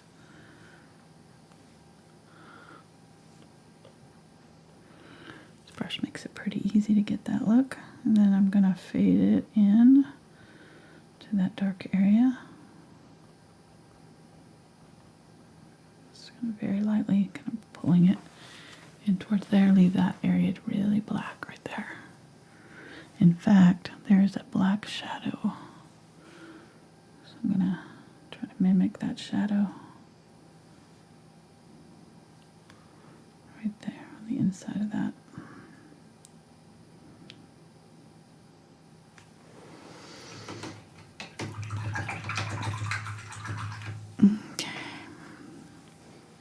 There is a black shadow right here too. I'm going to get some black glazing liquid. There's black shadow that comes along right here on this leaf that overlaps.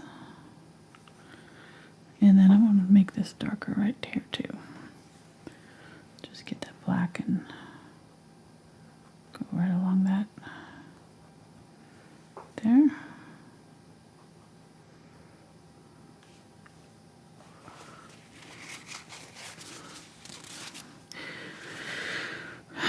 You know what, I think it's hard to tell with this painting what's happening there, so I think I'm just going to use the black and cover this and cover those teeth up that are right in there. I don't think we need them. And that way we don't have to worry about what they look like in between. All right, fill in this leaf here.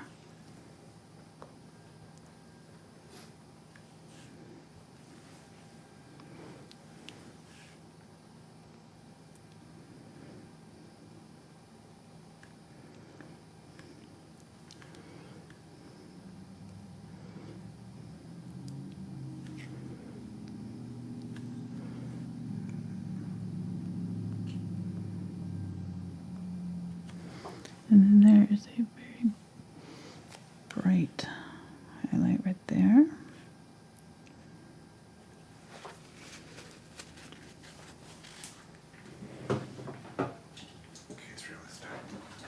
Real this time. They're here. For real.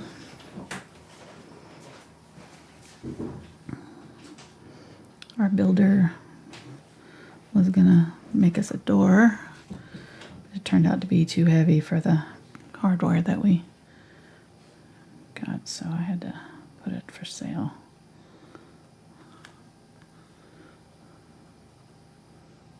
Big old slab of solid pine. It's huge. Alright, I'm liking this. This is really working, I think.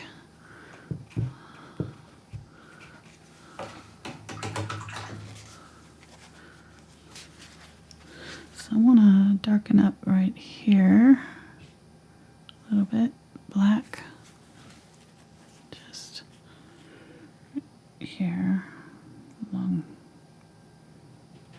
that line there,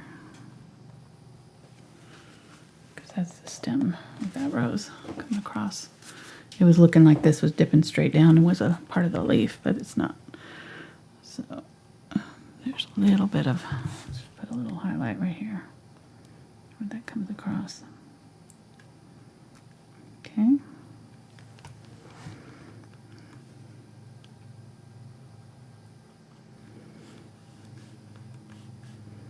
A little bit of a part of a leaf right there. And then our stem of our rose, or our rose itself, I mean.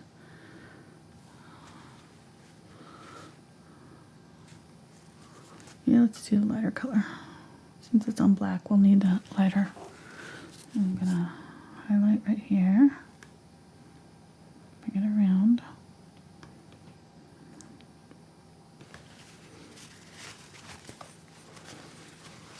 Wipe this off. Get some of our darker color.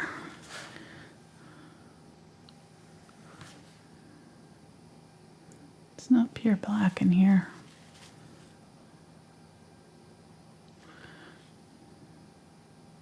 Leave a little bit of black right there.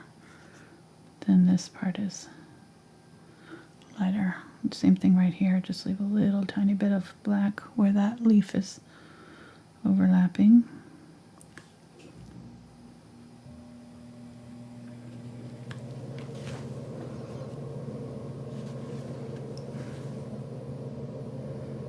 Get a little bit of that darker color for that little crease that's right there. And then let's use it right here.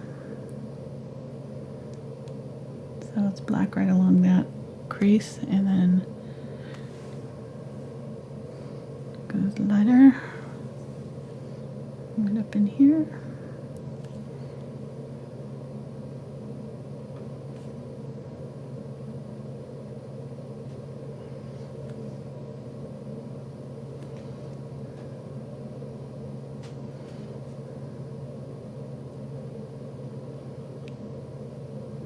Yeah, this is a little bit trickier because it's a tight space, and the shadows change pretty quickly. So we're going to be mainly concerned with getting some roundness out of these petals, like right in here where they're turning that corner.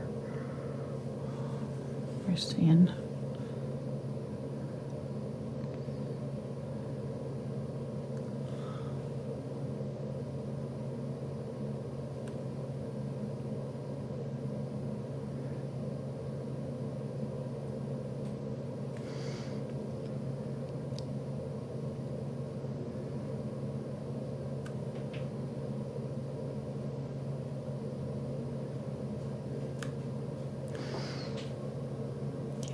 Dark color right here. It's pretty light.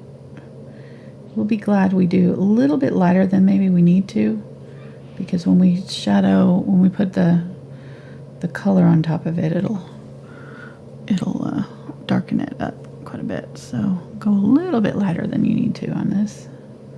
I'm going to add a little bit more of my light color here.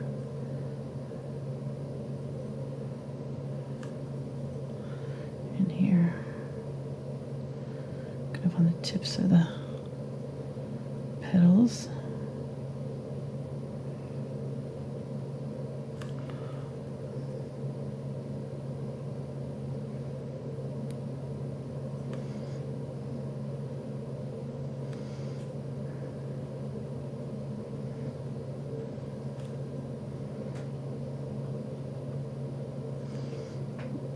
This is all white here.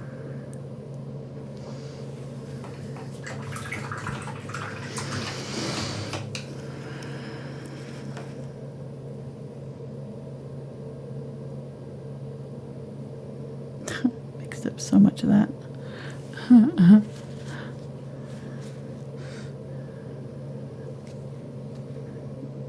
I need to work on my mixing with the palette knife. I always mix up too much color.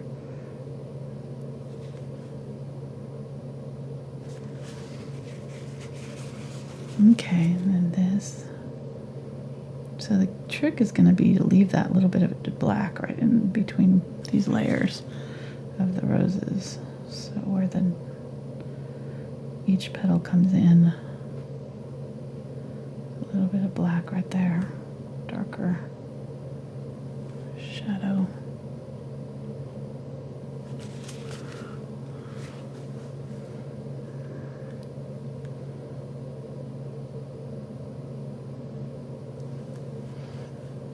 And what we can do is come back in and we'll glaze some black in those creases to get it the way we need it to be before we do our color glaze.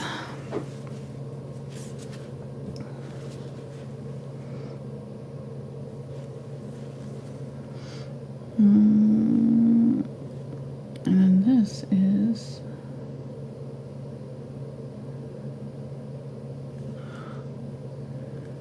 leaf, this part comes up here.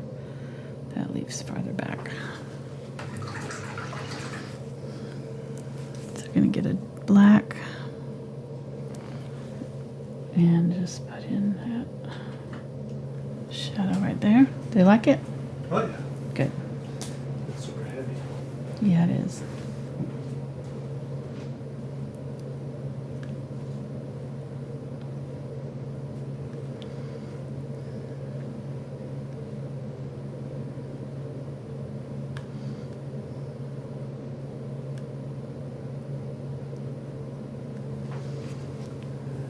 Okay.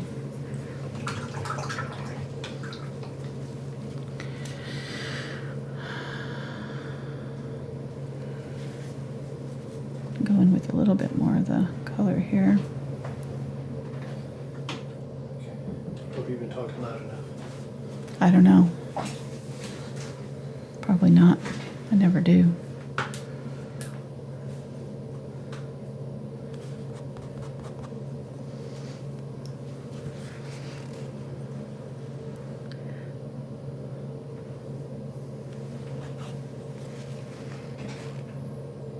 Okay, well. Was it okay? I don't know. You get into this stage and you start getting much quieter. Uh-huh. So I told Dave that we were going to trick or treat at his house this year. Who? Dave. Why? Why not? He just finished his chocolate Easter bunny a couple weeks ago. So I'm sure he's got plenty of chocolate. Okay. Totally off subject. I but missed the conversation. I'm totally. sorry. You should be reading the chat more. Oh. Oh, Dave. I thought you were talking about Dave at work. No. Oh, okay. Dave. Got No, it. no. Check. No, Dave on chat. Oh, okay. He's still got Dave.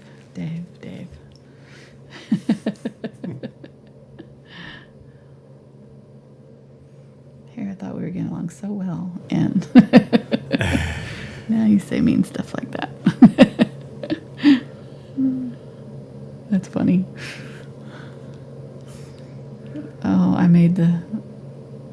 checker mad yesterday. I felt so bad about it all the way through dinner. I couldn't hardly stand it. I wanted to go back and apologize to her because she offered me a sack for I bought a basket and she offered me a sack for it, and I said no, I think it's all right. And then as she was putting it in, towards my cart, I said, kind of redundant, isn't it? And I think she thought I said something mean because she got real mad. Like I don't know what she thought I said to her, but oh my gosh. And I just felt so bad because I didn't realize she was mad until she wouldn't even look at me when she handed me my ticket. And she just kind of did like that. Like, oh no, what did I say? I hate that feeling. Oh my gosh. I was like, no, I mean, on purpose, that's one thing, but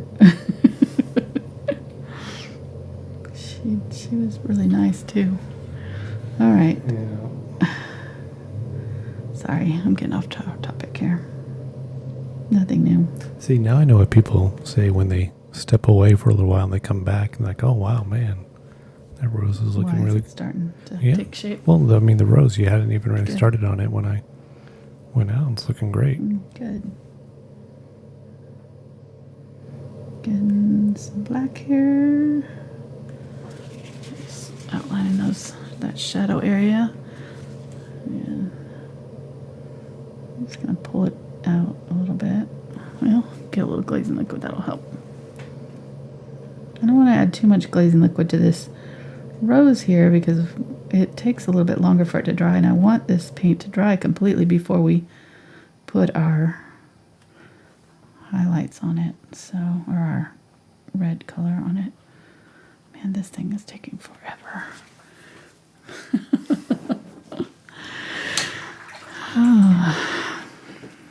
But it looks good up here. I'm pretty happy with the skull part of it, so I think that's pretty much done. I added a little bit of a highlight on the inside of that hole there. There's a little highlight right there on the inside. So I'll help set it back. All right, so then right here, there's a really bright highlight. Oh, right there, my brush is starting to separate.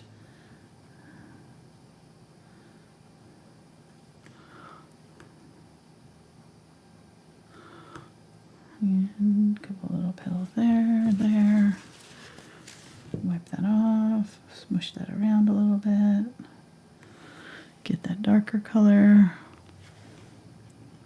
Come in here and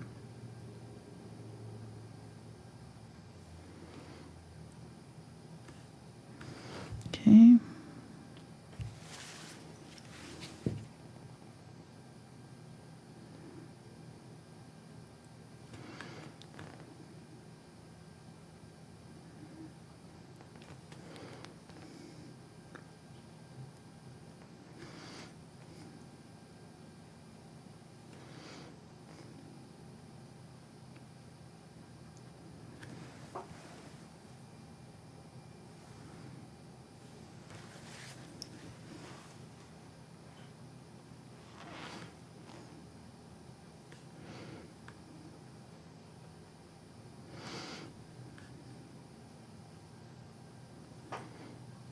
Just look at my reference photo and just looking at where I'm seeing the brightest color. That's what I'm trying to hit here. Just all these raised areas that are highlighted. 'Cause that's where we want our color to shine.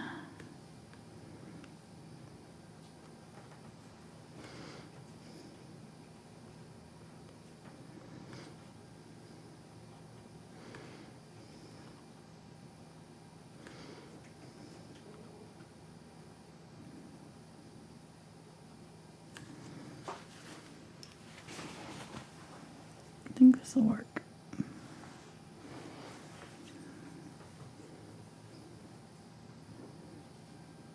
Bright white here.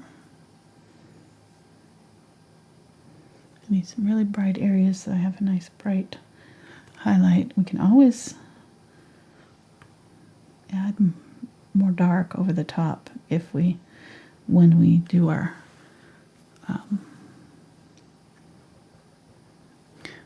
when we do our next layer, you know, the color.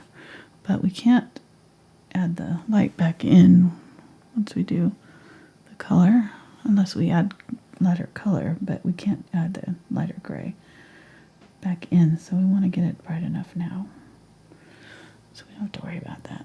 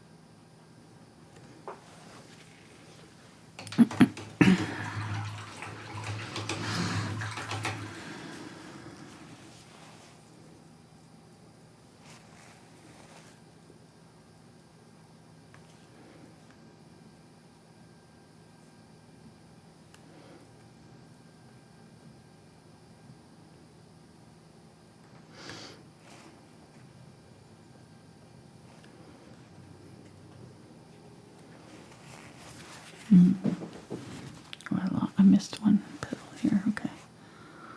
Just seeing this. I missed this petal right here. Comes out right there.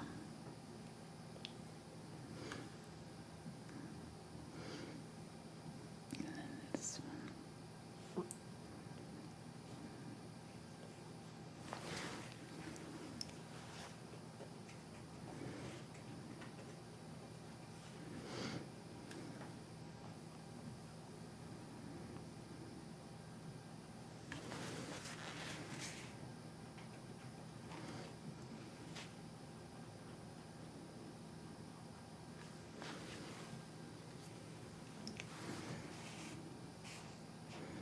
And that's actually dark right there. I don't know why I put a light color right there. That's all dark.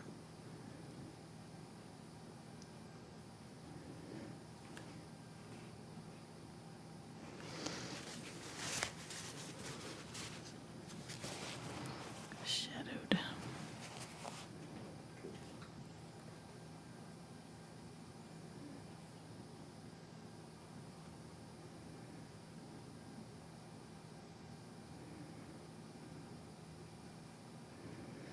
Using the kind of medium gray here, just kind of soften up those transitions just a little bit.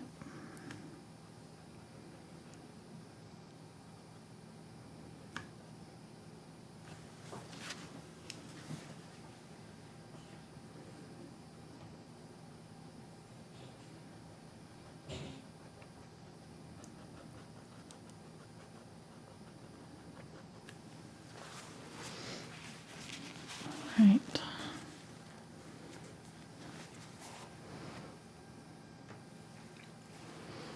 Almost ready to glaze, but we're gonna have to let it dry first, so need to stop messing with it soon so that it'll have time to dry. You cannot glaze it while it's wet with another color. You gotta let that dry, so.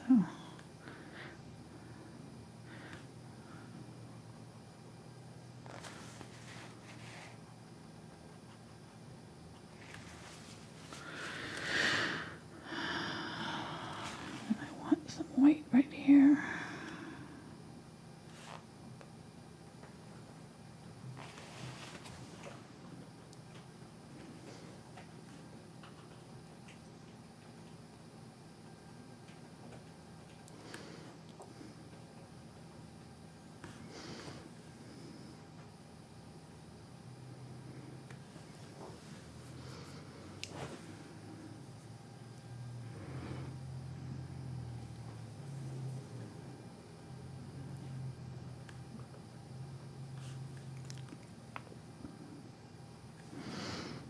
Here with the black now, and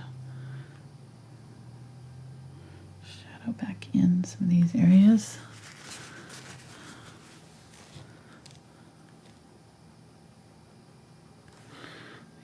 bit of the glazing liquid.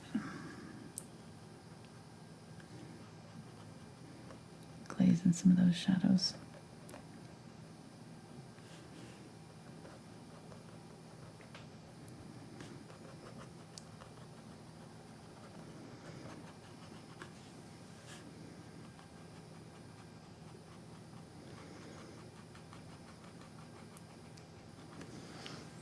Okay, grabbing some white.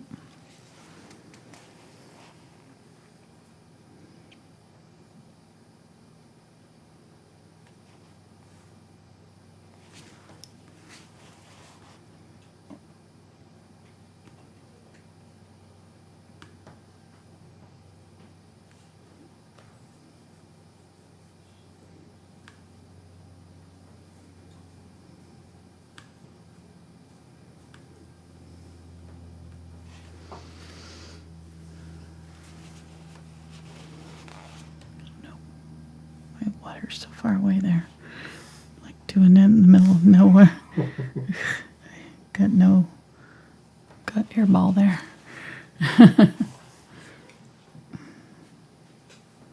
Okay, so while that dries, I'm gonna kind of work on kind of just spicing up some of these areas over here. It's a little bit of more highlight if I need them.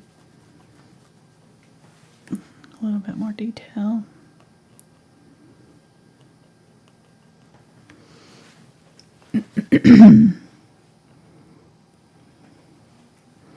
Yeah, it's really dark.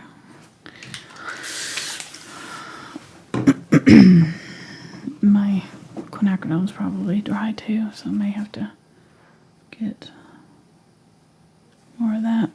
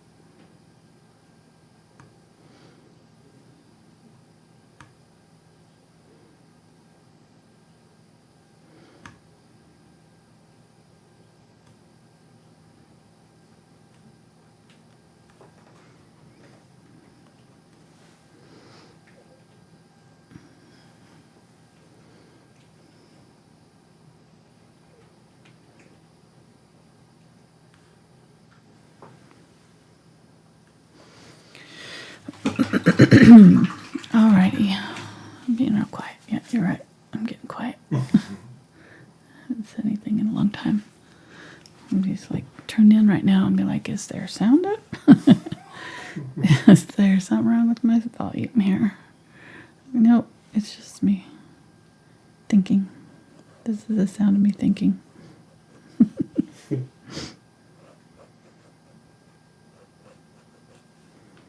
Sound of silence.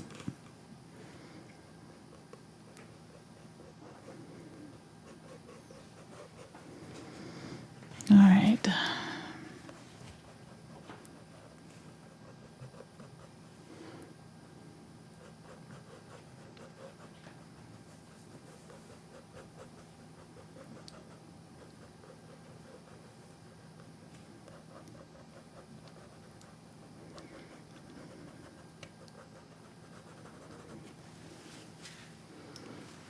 I think I brought that out too much.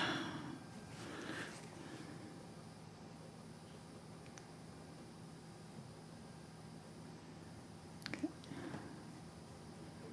Better.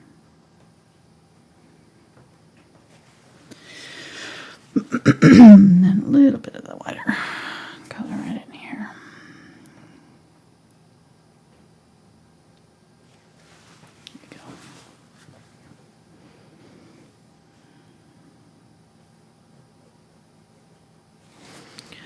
For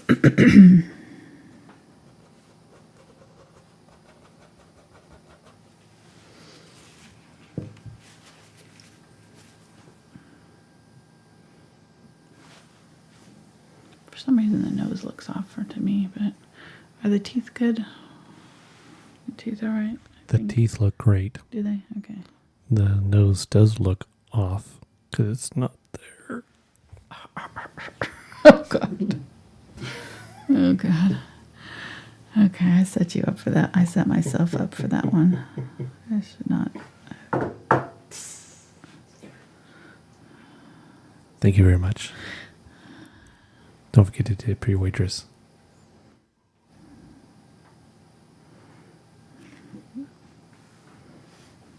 No comment.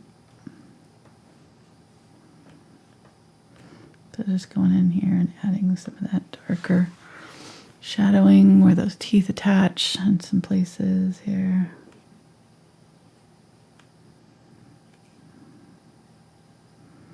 Between the teeth if needed, some shadows. There's a little bit of a highlight on that stem of the rose. Just gonna kind of brush that on there. And let's kind of give it a little highlight on the end where it's cut. Like it's sticking out and highlight it right there. And there's a thorn cut off right in here. What do thorns look like? Are they sticking out? Stick a thorn on there. Is that the way they go? I don't know.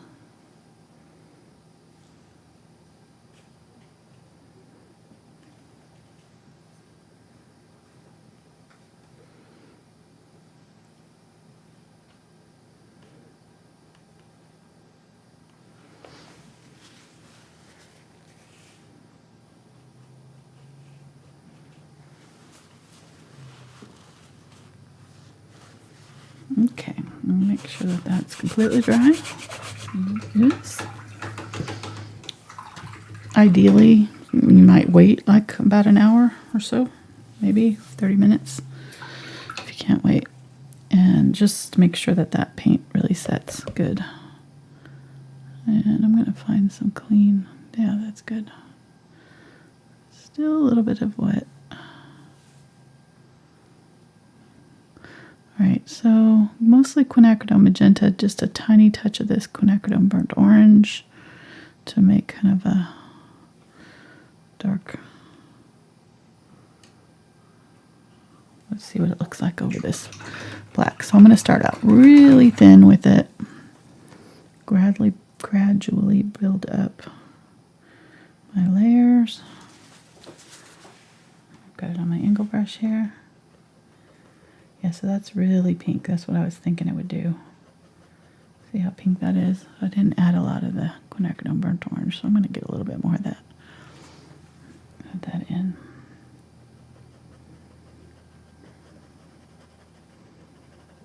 You could have used red too. I mean, the only thing with that is you'd have to find a red that's transparent.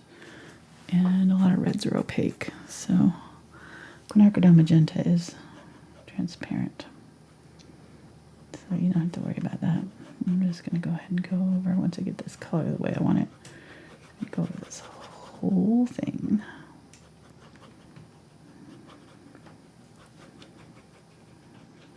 That just tint the whole thing.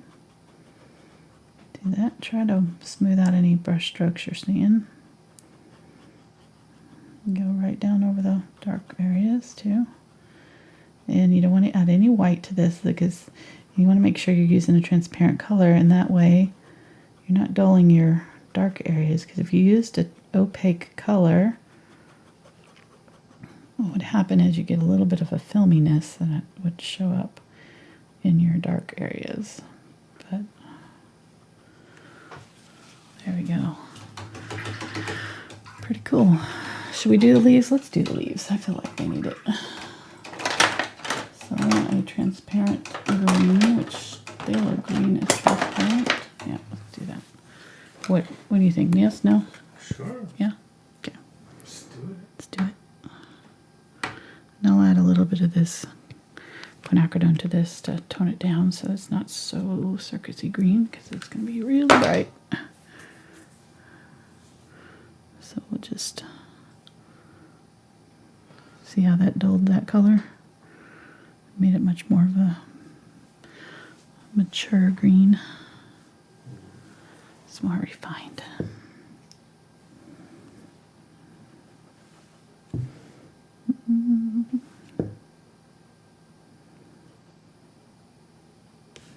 And like I said, you can leave this part out if you don't want to do this. You can leave it in black and white.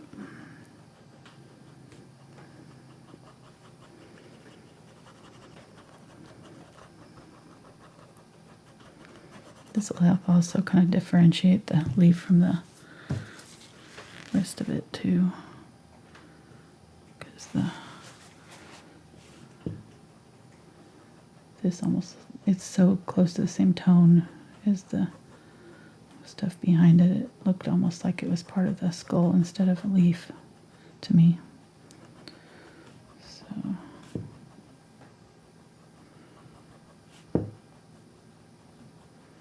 keep your layer thin. That's cool. I like it.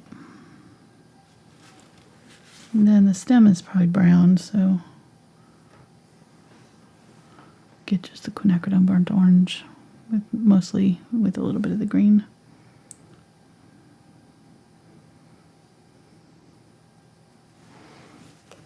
For that.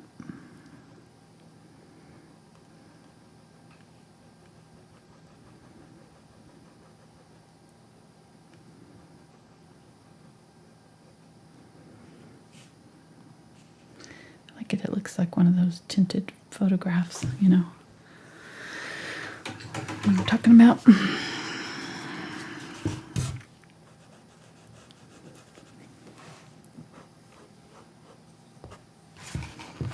All right, I'm gonna call that good.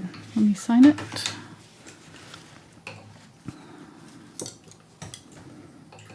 Get my small round here, some white. Actually, let me get some of this massive amount of gray that I have saved up here. Add water to it so that you can use your brush there. Super chat. What? That's better. That was a little bit better that time. A little loud, but it was Got better. into it. Yeah. You committed. Right. Went all Oops, I was off camera there. Sorry. in. Well, I was trying to do super chat. Sorry. No, that's fine. Oh, I forgot. So we had one super chatter A little today bit of highlight right there. Go ahead. from Darlene. And she says, thanks, Angela, for going out of your comfort zone to Aw. give us a great Halloween painting. Mark, good camera work today. Love you too. Thank you, darling. Thank you, Darlene, so much. That's awesome. All right, guys. Yeah, I can see where that, you can see how it dulled that color quite a bit. I could have gone even brighter with that white on that rose. Tempted to, yeah, I'm going to try to take off some of that color. Just be really careful if you do this. I'm using my water here just to take off some of the color. It's starting to dry, so this can be tricky because it could take off all of it. But And make sure you whisper when you try to do it too. yes, sneak up on it. Yes. Don't let it know you're coming. It'll work better. There we go. Much better. Yeah, so I could have put it on thinner. That's the problem that I did there. I didn't moderate the amount that I was putting it on in these areas that I wanted to keep brighter. That would have been smarter to do.